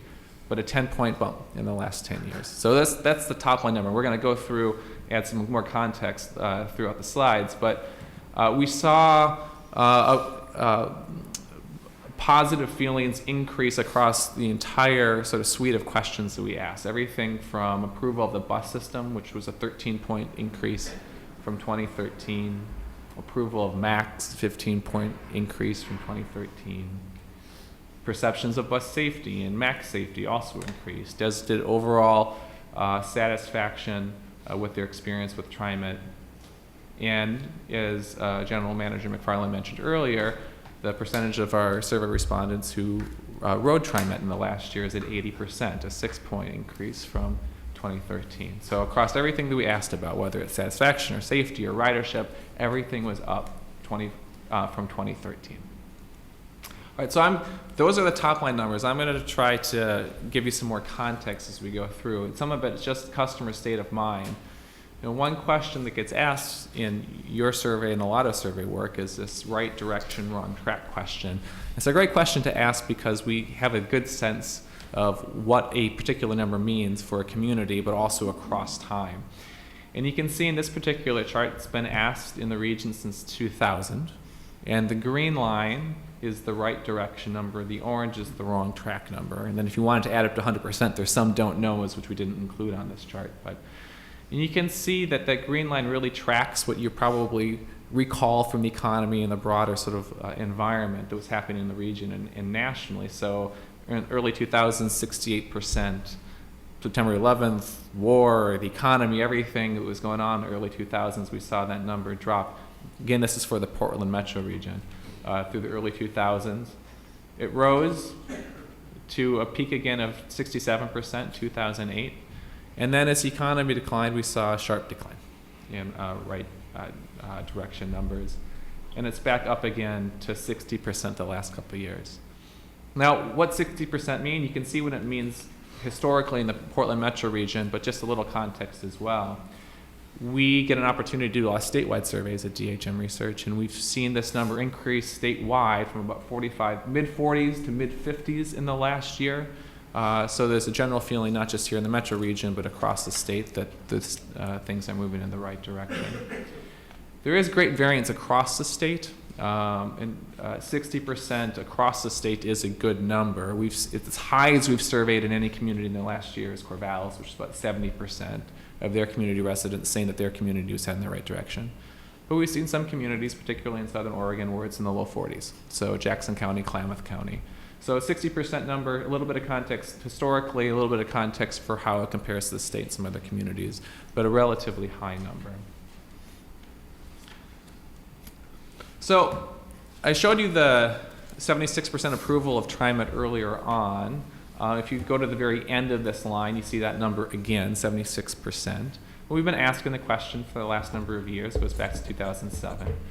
And you can see the peak was 80% 2008. It did decline a little bit through a few years, but then a big jump, as we've been talking about, from 2013 to 2014, again from 66% to 76%. So that's overall. Then you can see these other lines. The blue lines represent approval of the bus system, and the orange line approval of the MAX system. You can see the trend line is very similar. It is notable that historically bus has been somewhat lower than MAX, and it has been every year, and it is again this year. So MAX approval 84% now, nearly as high as we've ever measured it, and bus 78% now, and also near the top of who we've ever measured. So that's overall approval, and one of the most important things about people's satisfaction and approval of the system is just their sense of safety. So how are things doing there? So just ground you in this chart, the green bar represents numbers from 2010, the blue from 2013, and the orange from 2014, so it tracks historically that way. And then on the left side is bus numbers, and the right side are MAX numbers. And so the question that was asked is, from what you know or may have heard, do you disapprove or approve of the job TriMet is doing to ensure safe operations of buses or MAX trains? And you can see here the vast majority of survey participants said that, yeah, they do approve. 76% for bus, 79% for MAX. Both numbers are up from 2013. So for bus, up from 67%, and for MAX, up from 68%. So a 9 to 11 point increase. So just another data point for you. First, the important thing to know is most people are feeling that the operations are safe. And second, that they see an increase from a year ago. Another safety-related question that's asked in the survey is, have personal safety concerns ever prevented you from taking TriMet Max trains? This is really focused on Max. And you can see historically, this question goes back to 2007, that most folks say no. So in 2014, 77% said no. A personal safety issue has never prevented them from taking a Max train, which has been fairly consistent across the last 7 years, right around that upper 70s, low 80% number. Now, 22% did say yes. So they're important constituents as well, and if anybody has a safety concern, we certainly want to know who they are. Those who have safety concerns are more likely to be female. So 27% of females versus 17% of males. That's not inconsistent with what we've seen in lots of other contexts that have to deal with safety. Females tend to have more safety concerns than males do. Also notable that non-riders, 31%, said that safety concern has stopped them from taking the Max versus 20% of riders. Not a surprise, if you have safety concerns, you're more likely to be a non-rider, that difference would exist, but it's good to be aware that that's the breakdown, 31% non-riders, 21% of riders. Another important aspect of approval and satisfaction with the agency and people's experience is reliability. Again, to ground you, on the left side here is bus, and the right side here is Max. And the question here was, from what you know or may have heard, how reliable service on TriMet buses or reliable service on TriMet Max? Now, we were asked to rate this on a 1 to 7 scale, where 1 is not at all reliable and 7 is very reliable. So if you sort of take 4 there as your midpoint, and anything below there, you would think that overall people are feeling that service is not reliable. Anything above is reliable with some degree of reliability. So for bus, it's 5.5, and for Max, it's 5.8, near the top of the scale. And for bus service, 48% gave it a rating of 6 or 7. So nearly half of the folks said it's at 6 or 7 at the very end, top of the scale. And for Max, it's 65% at the very top of the scale. And not much difference across the region, just slight differences. For example, Multnomah County for buses, it's 5.6 at the high. For Clackamas, 5.4. So we're talking about differences of 1/10 of a point, very little differences. Similar for Max, for Multnomah County, 5.9, Clackamas, 5.7. Again, just 1/10 of a point differences. Good to be aware, but nothing that stands out as a particular concern for reliability, whether we're talking about differences by region, but also if you dig deeper into other demographics, for example, income, age, etc. Generally, these sorts of feelings are pretty consistent across the region. So what about ridership? As was mentioned earlier, 80% of adults, I should say adults, in this survey I didn't mention earlier, it starts at 16. Most surveys are done with 18 and older, but we captured 16-year-olds in the survey as well. 16, 17-year-olds. So if you go to the far end of the chart here, 2014, the green line represents the percent of people who rode at least once in the last year. And that number is 80%, up from 74% in 2013. And consistent where it has been in past years. Actually, it's only 1 percentage point off of the high that's ever been measured in 2009. And if we look at those who are occasional, regular, or frequent, so these are people who ride at least twice a month. What proportion are they of the overall ridership? And that's that orange bar below, and you see it's at 41%, which held steady from 2013 to 2014. So about 40% of everybody that's out there is going to be riding TriMet at least twice a month, and 80% are riding at least once a year. It's hard to find 80% who do anything altogether in a year, so that's pretty remarkable and really speaks to the importance of the service in the region. All right, so this breaks down a little bit more for you the degrees of ridership. So just to orient you to the slide here, The big pie chart represents rider frequency in 2014. If you want to compare to 2013, it's that smaller pie chart. Frequent riders, it's the slice that's green there, and those who ride almost every day. They represent about 1 out of 10, 9% of all riders. Then regular riders are those who ride several times a week, another 10%. Then occasional, those who ride a couple of times a month, represent 22%. And then infrequent, ride less than once a month, that's another 39% there. And you can see your non-rider group represents 20%. And this is probably familiar to you, but frequent riders tended to be in Multnomah County, younger, so under 34, have lower incomes and more likely to be minority. Non-riders were more likely to be in Clackamas County, be older, and be white. So that probably consistent with what you know, but it shows up here in the survey as well. If we sort of look at frequency from who's a frequent rider, who's a non-rider, those are the demographic characteristics. So we had what I think is a real interesting follow-up question among those who don't ride. So the question was, even though you don't ride TriMet, do you still value the benefits that TriMet provides to the region? And if they said yes, and 84% did, we asked a follow-up question, why? What is it about it? If you're not a rider, why do you still value it? So we listened to all the comments, typed them all in, coded them, and here are the categories that come out. Number one, half the people who said yes, they value it, even though I don't ride. And the number one comment was it provides a form of transportation for others. And I've been in a lot of qualitative focus group settings, whether it's here in the region or other parts of the state or up in Washington, talking about transit service. And for non-riders, this is one of the things that comes most often, that they recognize that there's a population out there that is transit dependent, or if not dependent, that it's a very important part of their means to get around.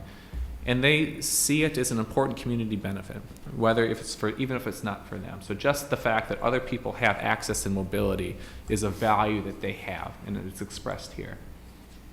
Other reasons that people said that they value it is that, gosh, a family member uses it, a friend uses it, somebody who I care about uses it, and I care about that. Traffic congestion would be the third most mentioned reason that they value TriMet, value its service even though they don't ride. So that it provides a benefit for others, number one, also for family and friends, and reducing congestion would be up towards the top. So where are people going? So the Bruce, yeah, go ahead. Yeah. Do you want me to go back to the previous slide? No, Okay. you're fine. Did any of the environmental benefits come up in the conversation? Or was that one of your questions? Oh, it disappeared here. Hey, well, I'm not sure what I did. Oh, there we go. This is Multnomah County. Right. It comes up, well, here are the again, these are people who don't ride, right? Yeah. So if we talk to people who are riders and why they ride, you're going to see certainly comments about environmental concerns for sure. But this particular breakdown is about I'm just saying overall, the whole survey. Okay. Curious. So where are folks going? Number of different categories, everything from recreation to school, but the top sort of set there is our frequent regular riders. And you can see the number one thing that they're doing, 67% say that I'm taking to go to work. That's the primary reason that I go, or a reason that I go. For occasional infrequent riders, there it's more about recreation. And recreation is things like going to a Blazers game, going to a Timbers game, going to the zoo, things like that, Saturday market, all those sorts of things. And then you can see the other categories as well in the frequency, everything from personal business to visiting a family or friend. But if we look at, so the main categories, they are regular riders, going to work. Less regular riders are using it for recreation, among other things.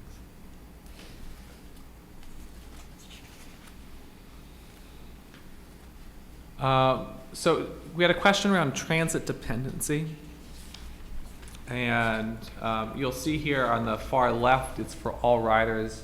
We asked whether or not they take transit by choice or whether they're dependent on transit. And the vast majority are taking transit by choice. So 78% of all riders are choice, 22% say that they're transit dependent. Now there are some differences, not surprisingly, among those who ride it frequently and those who just occasionally. So among frequent riders, it's still a majority, but you have 40% now who are telling us that they're transit dependent and 60% who say it's by choice.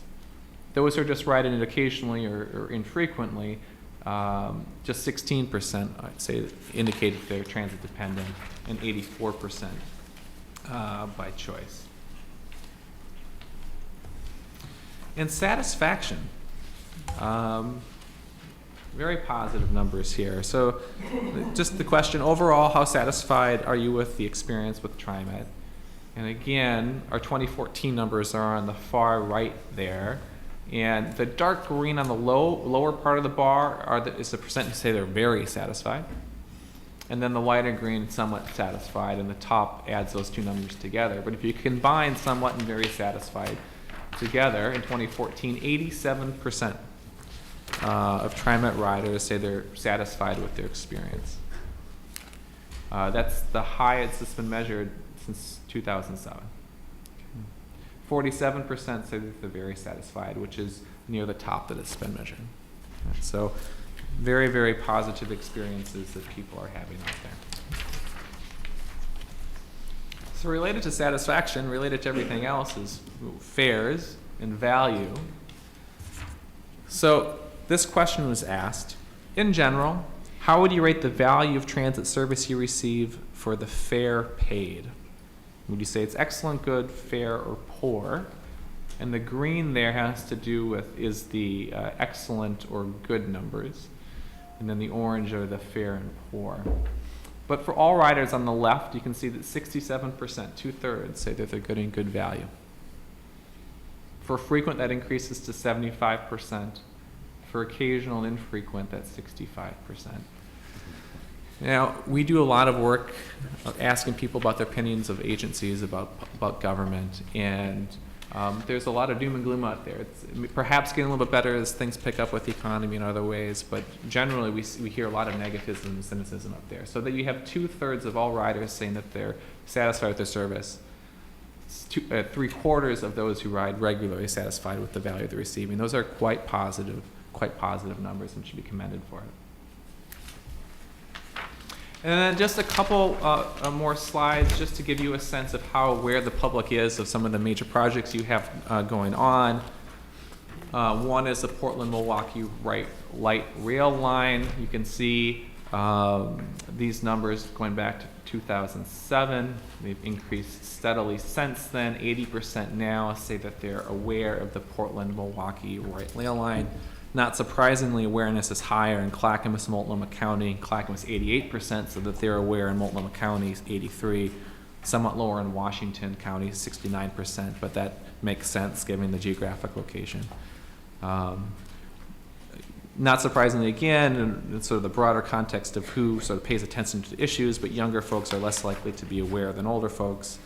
Higher incomes more likely than lower incomes, and that's a pattern that we would see awareness of a lot of government services regardless of what we were asking about. So we asked a follow-up question for those who are aware of the Portland-Milwaukee light rail line, which was, in your opinion, what are the main benefits of the new light rail line? And you can see these are, again, open-ended comments where we listen, and we type them all out, and then we code them into categories, and these are the categories of things that come out. Now you can see the positive sentiments people have. Reduced traffic congestion, again, provides a form of transportation, connecting parts of the city. So the number one there, reducing traffic congestion, 22% is a benefit. Number two was providing a form of transportation for others or for themselves. And then connecting to parts of the city would be the third one there. But other ones that were mentioned too were extending public transportation, a direct line to Milwaukee, more accessibility, faster travel time. But those are the sorts of things that people are saying out there about the benefits. And then we asked a similar question for those who are aware of the Telecom crossing. I don't have a slide for it, but about 78% of people were aware of Telecom crossing, and the benefits that they recognized were also reducing traffic congestion, 18%. That is pedestrian bridge and crossing, 16%. So there's, of the things that people mentioned, high awareness of that. That's bike friendly, also 13%. Those were the top three, and you can see the other ones that were mentioned in the frequency as well. So big picture, satisfaction is up, approval is up, sense of safety is up for both MAX and for bus.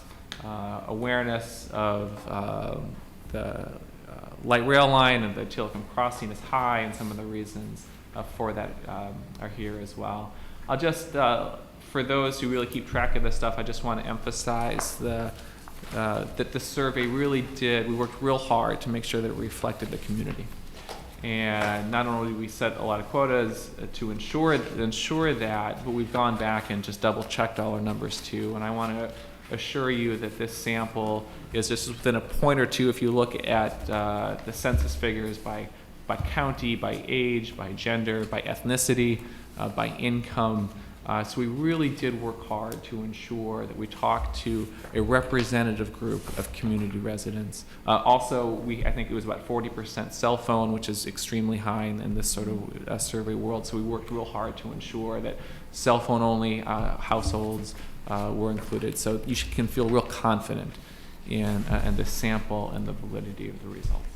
So with that, I'll turn it over to you with any questions that you may have. And thank you for the opportunity to present. Very quickly, having flunked statistics in college, so I'll stay away from the percentage questions. Comparison, if somebody has ridden, have you ever ridden public transportation in other parts of the country? Mm-hmm. So I work with people who've never been on a bus in their life, mm-hmm. or light rail. I just wondered, I don't need a figure, but just your gut sense that you get a comparison, you know. How might they feel? Yeah. Well, we have 80% of the, of people have ridden TriMet, so let's take that 20%. Mm-hmm. Ridden TriMet in the last year, right? So let's take that 20%. I suspect most of them at some point in their lives have had some reason to ride TriMet or some other service. When we talk to people qualitatively outside the region, they do look up to TriMet as a service. They talk about it positively. And they'll compare their own transit system to TriMet if they've had experience with it. In other places, so if we talk to people about their experiences with other services, the things that tend to come up are frequency of service, time of service, and senses of safety. And so when they talk about their own system and reasons that they don't ride it, and maybe a comparison to TriMet, those are the types of things that come up, and those would be the types of things that would come up here locally as well. We do see that people who ride TriMet tend to be somewhat more satisfied with it. Which direction that causal arrow goes, I suppose, is up to debate. But if they've experienced poor transit in the past, that's probably going to color their perspective. But if they experienced poor transit in the past and then have had a positive experience, that will also color it too. Okay, thank you. Thank you. What I would have loved to have seen with all of the pretty colors was a narrative or an executive summary. Mm-hmm. You mentioned some things that you were aware of that helped to drive the understanding or the assumptions for this, but I don't know what anybody else got in their packet. But my packet did not include anything that gave me a clue. So even in previewing this prior to coming, it just was numbers and graphs. Sure, we provided an abbreviated presentation for you today, but there's a full report that has much more context that I be happy to provide it in advance in the future. All right, yeah, so what I'm asking is that as a board, we at least get an executive summary that goes along with all of the colors so that we can, as we're reviewing, getting ready for the meeting, we have any questions or something we don't understand, it would be great to have that to say, now we know how you got to this. Mm-hmm. Is there a question about this? Sure. Yep. Thank you. Question? No. Morning, John. Good morning, Travis. Thanks for coming. Good to see you. A couple quick questions. One in regards to the rider satisfaction survey graph. And as you look at that graph, it stays pretty consistent, which is fascinating because as we look through a number of the other graphs, 2010, 2013, tended to be pretty rough years in some of the perceptions of the folks around the region, and not just our riders, but other folks that don't ride, but is a stakeholder in TriMet. I'm assuming that the rider satisfaction part of this, as opposed to everything else, just looked at the folks who use the system. Mm-hmm. Correct. So this question was based upon those who are riders, so that 80% who've ridden in the last year. Yeah. So is it, as I'm looking at this and looking at the other graphs, some of the other graphs just include everybody, you know, the entire region, folks throughout the entire region. So I'm looking at this, though, it really seems like, and if you look at 2010 on other graphs, it's really a rough year. But as I look at this, I mean, the very satisfied riders is at 47%, you know, the same as it is in 2014. And so am I okay in looking at this as a takeaway saying, well, the folks that ride our system actually are highly satisfied. It stays above 80% the entire time that we're looking at from 2007 to 2014. And the experience is one of both very satisfied and somewhat satisfied, which I find very encouraging. I mean, is that a takeaway as similar to what Dr. Bethel is referencing as an executive summary? We've got a lot of good things going here. But as I look at that, I mean, the folks that use our system are highly satisfied or somewhat satisfied. You're reading it correctly. I would make one comment in addition to that, which is in 2013, now granted 81% total, but correct. It was the lowest that was measured, mm-hmm. and 87% total, the 6-point jump, so we're not talking just a difference of degree, not kind, but 87% as high as it's been. So it does follow that pattern of that we saw a jump in among everybody with mm-hmm. their impressions of TriMet. With riders as well, we did see sort of between the low and the high between 2013 and 2014.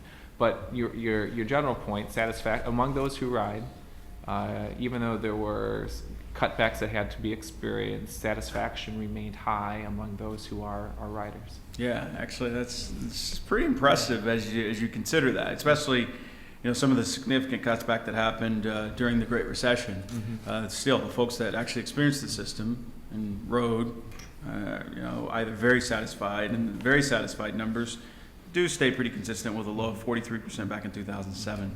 The next quick question is in regards to context. Mm-hmm. As we sit here, I mean, as a research firm, do you guys ever actually take all of that collective knowledge and wisdom that you've collected over the years and work with organizations to develop targets? You know, as we look at this, I mean, yeah, we can compare ourselves to other state agencies and things like that, and sometimes feel good because we're like, hey, wow, we're doing better than, say, the IRS, mm-hmm. which we will always do better than the IRS.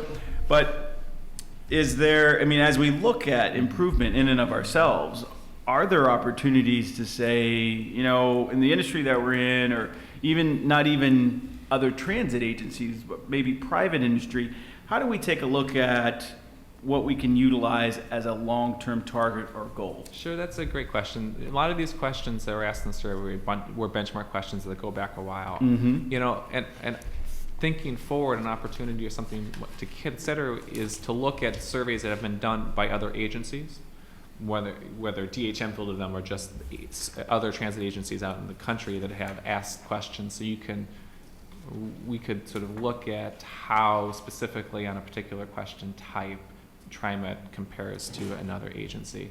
You know, things we frequently do for clients and surveys is to ask about, say, approval or satisfaction with a number of, early on in the survey, a number of different organizations or people, with the intent of being able to benchmark how in this case it'd be TriMet, compares. And so, for example, we frequently use Les Schwab as a benchmark in our surveys because historically it's one of the highest, or if not the highest rated private company that exists in Oregon. So we can always show people how you compared sort of the top performer. Exactly. You know, the bottom performer will use U.S. Congress, the tobacco industry, right? And then you can use other ones, but being able to know what does 80% mean, what does 70% mean, what does 60% mean, to have benchmarks historically, which we have a lot of now, but also compared to whether it's other transit agencies or other organizations in the state or the region, would be something of real value. It would provide some of the context that I think maybe some of you are also asking for as well. And that's obviously something that we would enjoy working with TriMet to be able to put together. Yeah, that's excellent, because actually what Dr. Bethel referenced in regards to kind of the executive summary ultimately would be, you know, as I look at this is great information. I feel really good about, you know, how we're doing, how we're satisfying our customers. But then at this point, what are the takeaways, and then how can we utilize this information as we roll into our budget process to ensure that we continue? I know reliability of the system is very high, and I believe DHM helped us on that a couple of years ago, but ultimately reliability of the system is something that's very, very important. So that, at least from that perspective, we can have some action items to continue to focus on that component. And then, you know, that executive summary that Dr. Bethel referenced and then what you just talked about, John, would go a long way for assisting us and continuing as a board to kind of look at those items. Sure. That allows us to look at those things that are important to our stakeholders and riders. Yes, I'm sure you already are, but I encourage you to look forward, but also look back. When decisions are made, you now have this rich set of data to be able to look back and say, well, we were here before the decision, we're here now after the decision, so you can use it that way as well. But setting targets and goals is certainly something that would be helpful to you. Excellent, thank you. Thank you, very informative. I have a question as well as just a comment. So that you said you had 1,000 folks that you interviewed, or folks interviewed. So how was that broken down in terms of the Tri-County area? Sure, it's represented to the Tri-County area. So it's Washington County represents the proportion that Washington County does. I don't have the numbers in my head right now, but the portion it should. Multnomah as well, Clackamas as well, so that it's relative to those. So one area is not dominating the results. But also, we're able to, all of those are large enough to be able to look into how those counties are doing relative to other counties. So there's enough in Clackamas County to really make a valid comparison between Clackamas and Washington, or same with Multnomah and Clackamas. So it's a good representative sample across the entire region, both geographically, but then among a number of other characteristics as well, like age, like income, like minority status, those characteristics as well. Great. And then just my comment, there's this very strong advocacy group around transit equity, which is Bus Riders Unite. And so they were been very active the last many, many years. So it's just very interesting to me that the satisfaction is very high, which is great, absolutely. But just, you know, what's the percent? Well, I know maybe you don't know the percentage of those folks. I'm thinking of my advisory committee, the Transit Equity Advisory Committee. If this is to come there, they may say, well, how do we know who was interviewed? You know, just kind of in anticipation of that question. So again, because they were very strong advocates in terms of transit equity. Well, the intent of this survey is to be proportional and representative of the region, and it is. So the extent that any particular demographic characteristic exists in the region, they're represented in the survey. Okay, all right, thank you. Actually, I do have a quick comment. Based on what you were just saying, John, so the participants are primarily folks that, or the distribution is a representation of the region, but that then begs the question, but our ridership, is our ridership truly a representation of the region? Well, this chart that we're seeing right here should be, I mean, because ultimately this is our riders, not just the entire region, so it's good to have the information. It's good to have the information from the broader region, a reflection of the broader region.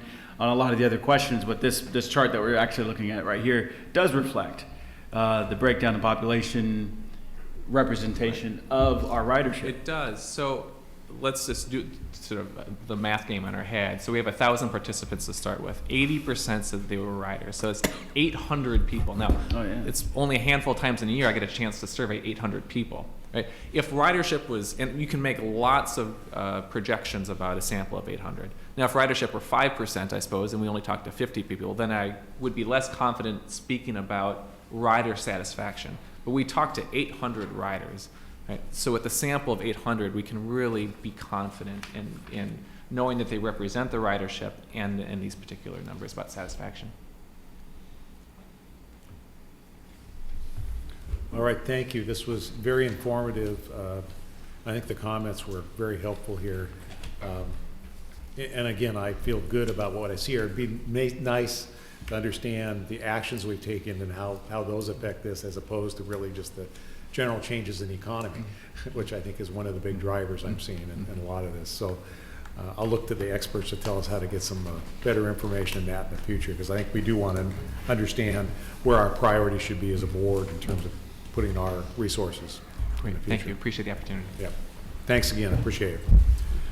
All right, Mr. General Manager, I will point out I need to leave by about 11:20, and I know. So we're going to rush this along, and Harry's support. Rush is not the right word, but speed it along.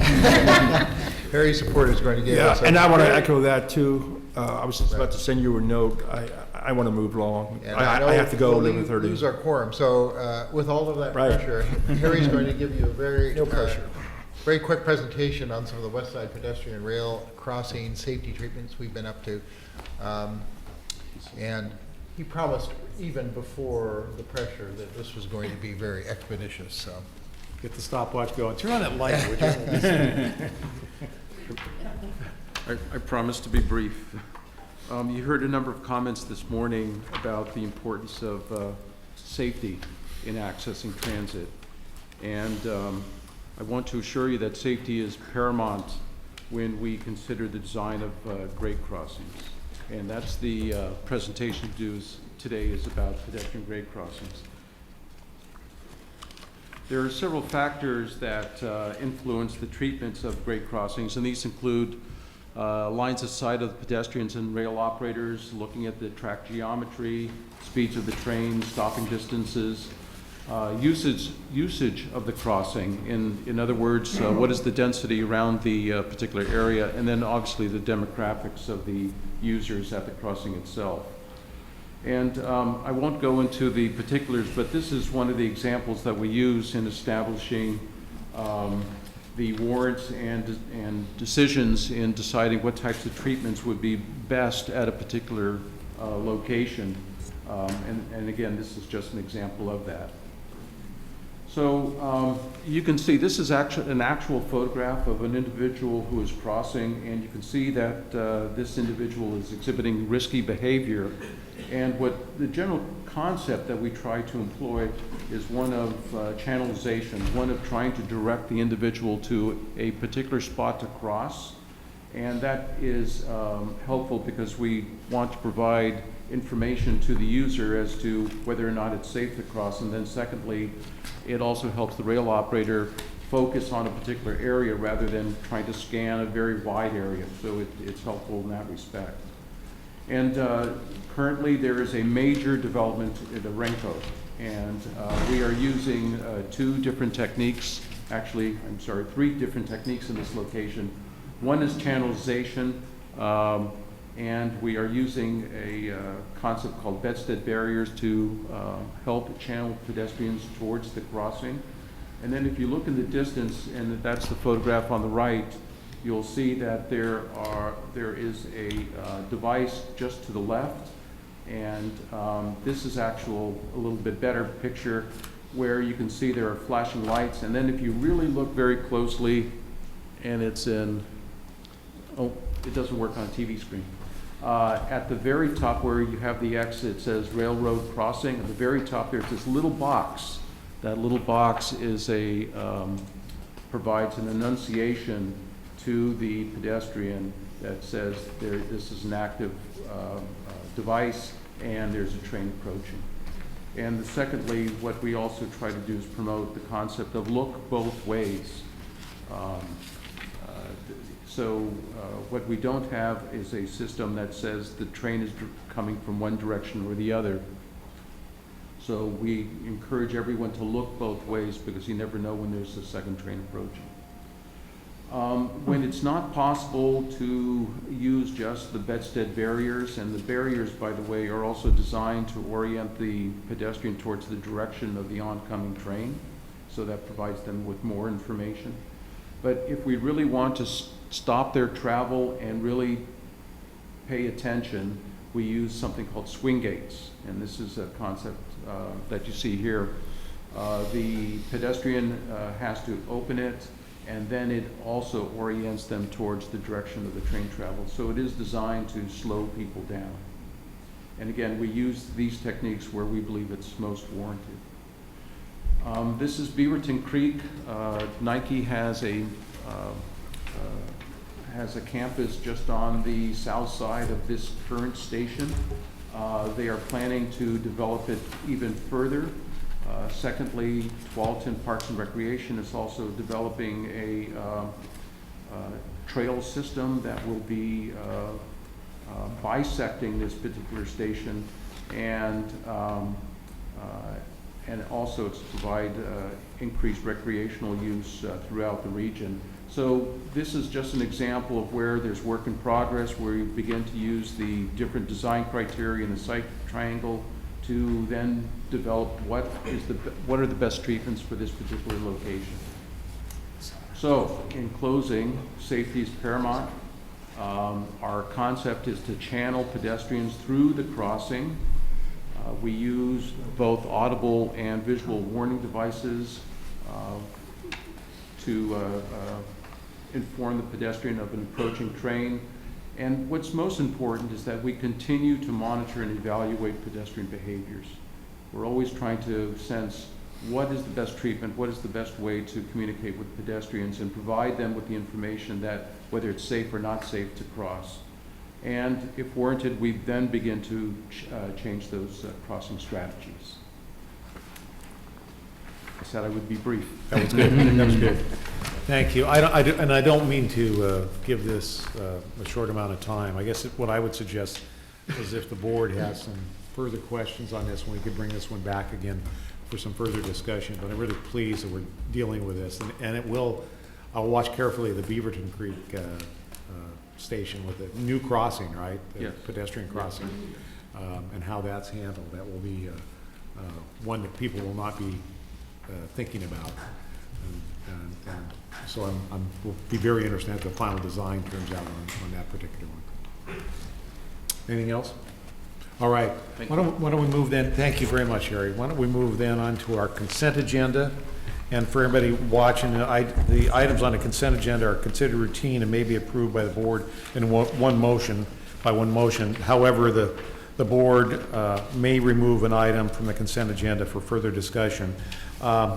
Often there are questions, my understanding from talking to one of the board members, there are questions, looks like on every one, just a single question, it looks like on the item. So rather than try to pull them off right now, unless there's an item the board would like to have pulled off and considered separately, I'm going to ask that maybe the board ask their questions about the individual items and see if we can clear those up, or if we need to actually pull it up from the agenda for further discussion. Okay? All right. Thank you, Mr. President. I guess in looking at Resolution 150206, just a comment on that one is that when we do the at-large members for this committee, that we do make sure, try to ensure that that whole committee is having some type of diversity for being across the whole region. And maybe one way to address that is that when you look at the composition and then you consider at-large members, then you try to balance out with that. That's the comment on that one. Then moving to 150207, it is on the second page where it talks about diversity. The statement says, this resolution authorizes exercise of the final contract option year. I fail to understand how that was addressing diversity. Well, I agree that it doesn't, but it does say that there was an existing contract and it had certain participation associated with it. And I believe the answer is frankly that it's really almost a single practitioner in terms of this case. And so that would be the better answer, which is that there was no opportunity for subcontracting under this contract. Okay, all right. That makes a little bit more sense. Yep. Let me see what I have on the other one.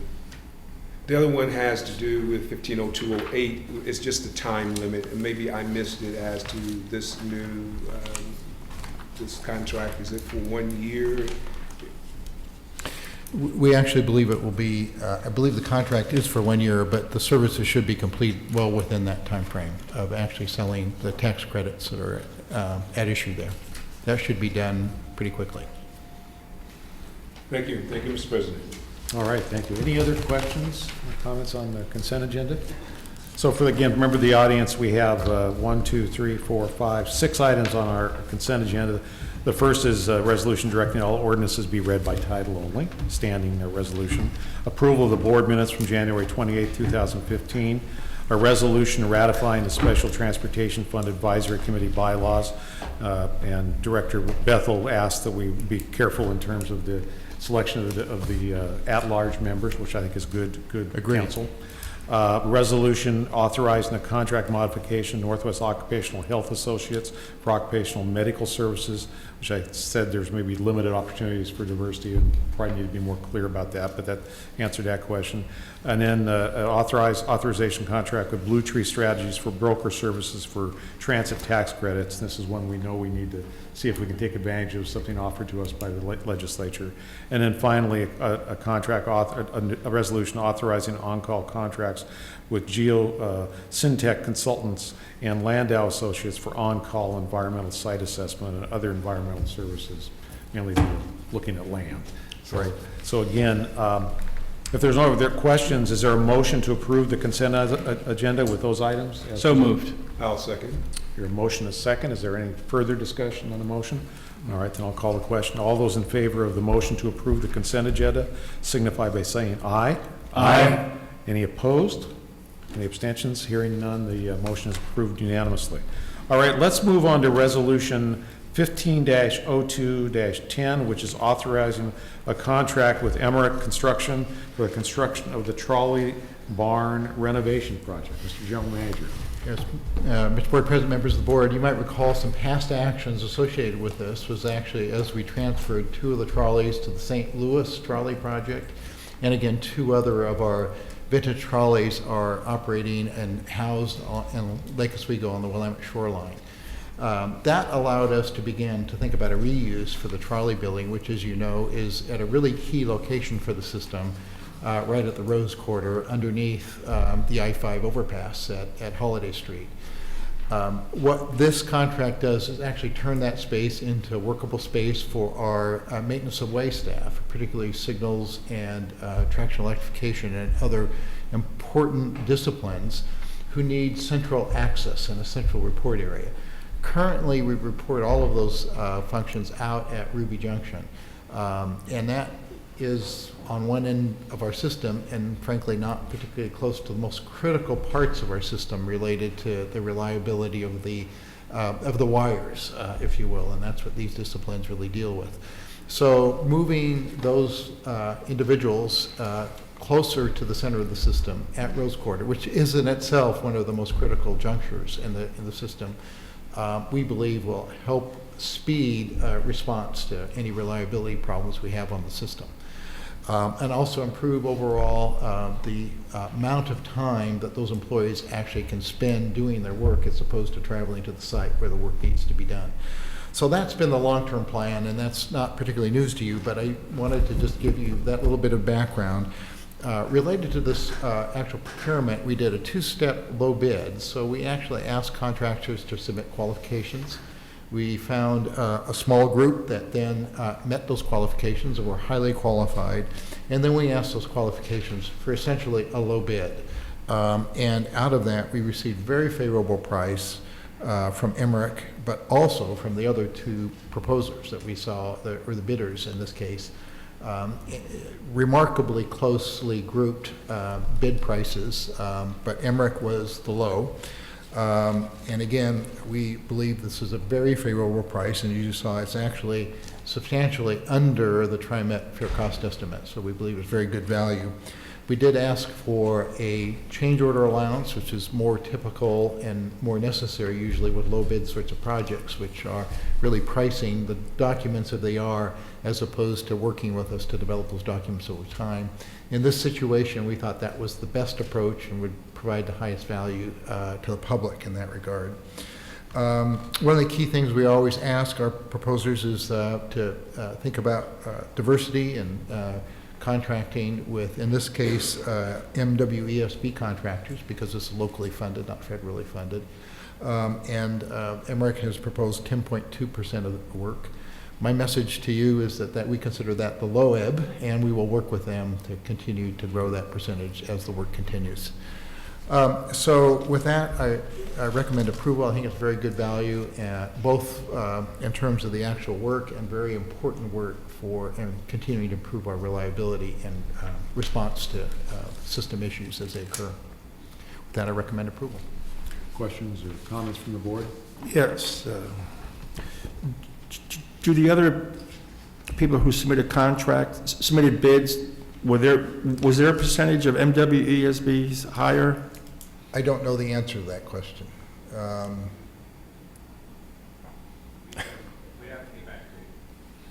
Yeah, because to me, this seems very, very low. Very low. And I would say that this is actually pretty typical for low bid projects. And that's what makes me nervous. But you do note that, and as I we'll see, understand. in other situations we do, we work with our contractors in the CMGC approach, for example, to do in a very different way that does achieve a different result. So I guess I'm looking at you, Commissioner, Director, are you comfortable moving forward with this today, or? I am comfortable moving forward because I know that, we need to get that thing going, and it's a great idea. But are they here? I don't know the answer. I don't know. I know in the past we've asked people who get these nice big contracts to show up. It's kind of a courtesy, but... Well, my commitment to you is that we will continue to work with this contractor to improve this percentage, and it's very, I think you've seen in other situations we've been very successful in that. And I have no animus towards them. I've worked on one or two of their jobs, but just the numbers of diversity are pretty low. I think the only other thing I would say, since Director Prosser is not here, is just to channel his kind of concerns about the steel bridge. And I think he'll be pleased that we'll be having staff and people closer to the bridge work, whether we can respond to, which appears to be some ongoing issues as a result of the age and the type of structure we have there with the steel bridge. So I think it's a good move to get some people down there closer to that kind of critical link in our system. Yep, agree. And following up with that, since you mentioned the steel bridge, as I understand it, that it's owned by the railroad. Am I got the right one? That's correct. And will we be beginning some conversations, dialogue with them quickly to talk about that bridge and along probably with the county and some others, so that we can put some leverage to get that thing done right?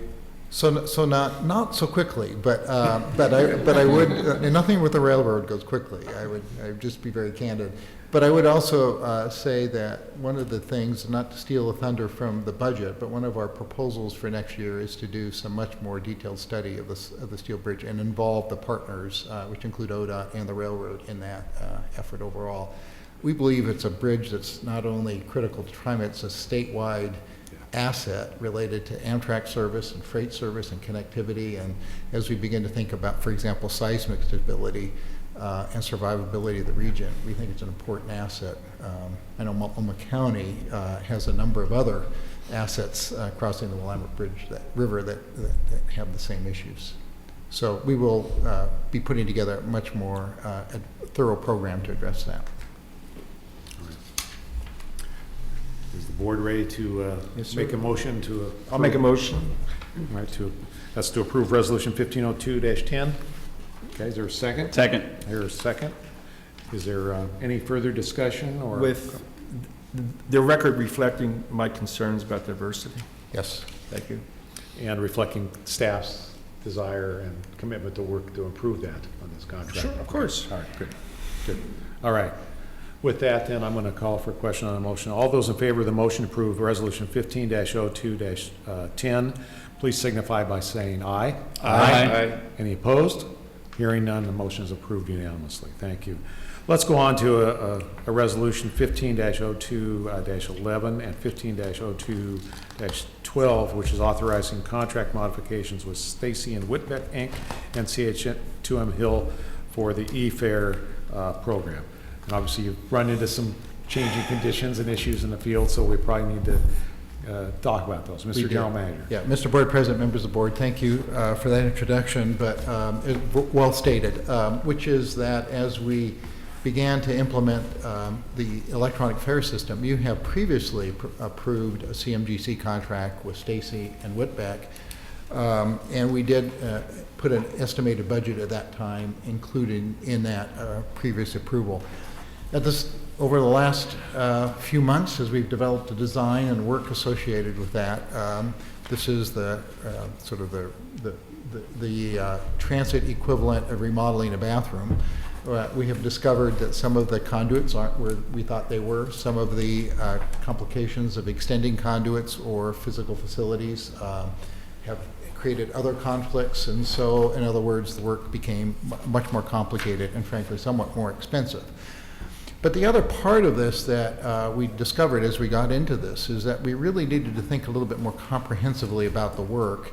And in that regard, amongst the improvements that we needed to make were substantial improvements to the communications capabilities and systems on the platforms themselves. And that's really for a number of reasons. Electronic fare is certainly one, but also most important and probably driving this in terms of data capacity is the upgrade of closed-circuit televisions on the system and our continued upgrading and improvement of those systems over time.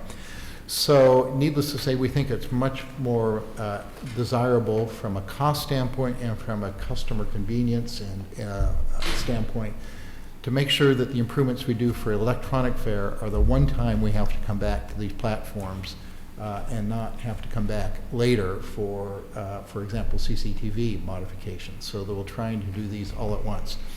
So that means that there is added cost related to both the civil work, which is what is the subject of this particular requested approval, which adds a cost of $2,323,770 to this contract.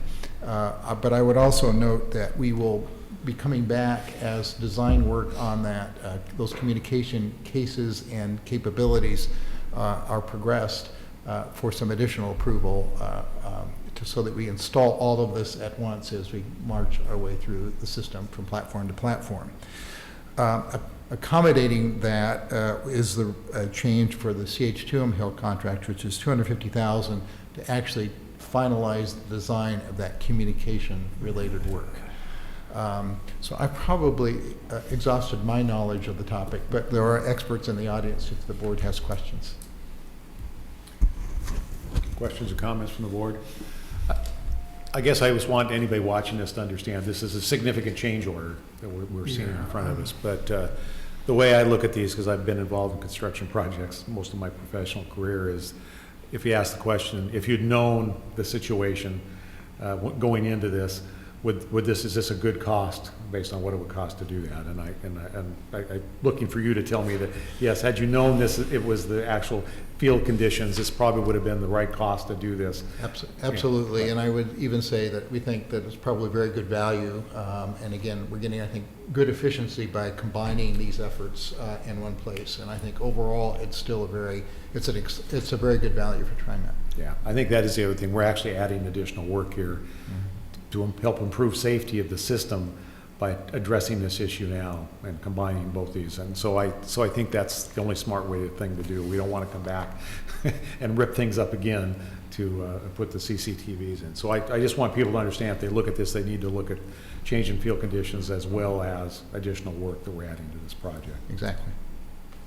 Any other questions or comments from the board? Okay, then is the board ready to make a motion to approve resolution 1502? I have a comment. What was that again? I have a comment. Oh, please, go ahead. I missed you, I'm sorry. Nah. I want to be sure that CH2M Hill in the design maybe looks at, if they can, 5-10 years down the road. Yes. And throw an extra pipe in there. Yeah. It's really cheap when it's open. We agree. The ditch is open, so. That has sort of been our standard, but, frankly, in the main line, we do have generally extra space. It's making those connections to the platforms that was, but we've learned to do more. And will they be taking photos before they backfill it? I'm sorry? Photos, pictures. Yeah. Oh, yeah. So we know, actually, the print's one thing, but. Yeah, absolutely. Good comments. Good comments. Spoken like a real electrician. Knows what it's like to be in the field. So good.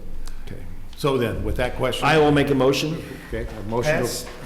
Approved. so that's resolution 1502-11 and 1502-12. Second. Correct? Second. All right. Is there any further discussion or questions? All right. All those in favor then of the motion to approve resolutions 15-02-11 and 15-02-12, please signify by saying aye. Aye. Any opposed? Hearing none, the motion is approved unanimously. Thank you very much. A good piece of work. I look forward to continuing the updates on the e-fare implementation. All right, and the last piece of business that we have on our agenda today is ordinance number 337. If I could ask our general counsel to read this ordinance by title only, please. Thank you, Mr. Board President. Ordinance number 337 of the Tri-County Metropolitan Transportation District of Oregon, updating regulations governing conduct on district property, proof of fare payment, parking facilities, and amending TriMet Code Chapters 28, 29, and 30. This is the second reading. Thank you. And Mr. General Manager, just want to give everybody who may be listening a very quick thumbnail sketch of what's in this ordinance that we're asking to take action on today. This is both a catch-up of certain elements of our code, but also as we look forward to the opening of the Orange Line, we have some new facilities that have not been part of the system up to now, new types of facilities, and those particularly are the Tillicum Crossing Bridge and the Lafayette pedestrian overcrossing. Those become TriMet property, and TriMet will obviously need to make sure that public safety is protected on those facilities as well as our normal platforms and other activities.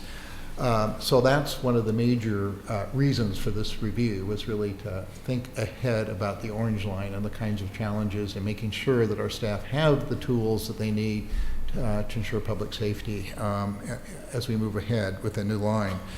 The other key area, which our general counsel would be happy to give you a dissertation on, is to revise back to the DOT regulations related to service animals. Thank you. You might recall that there was a period of time when we thought that new regulations were going to be adopted because the Department of Justice came out with new service animal guidelines. Frankly, we were excited about those regulations.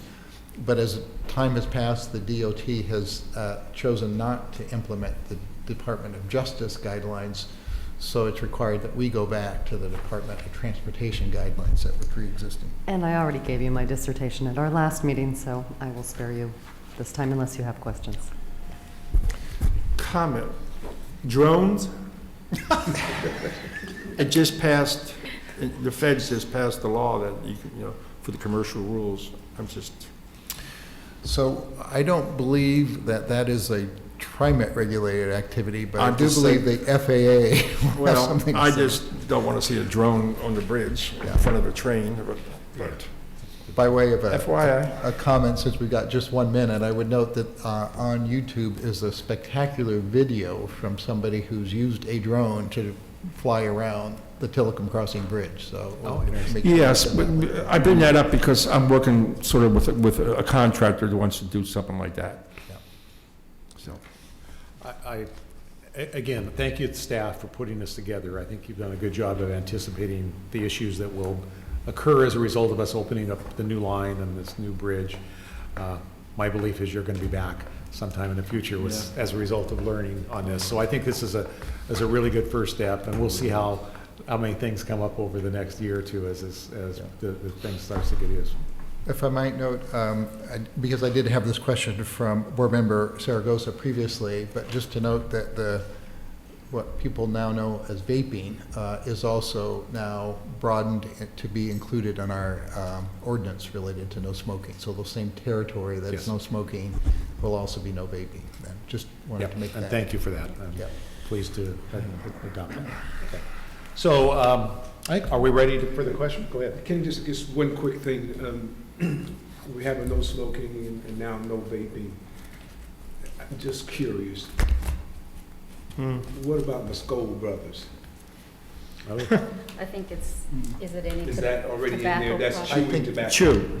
tobacco products? I don't know about that. I think there is the, We don't have a no spitting.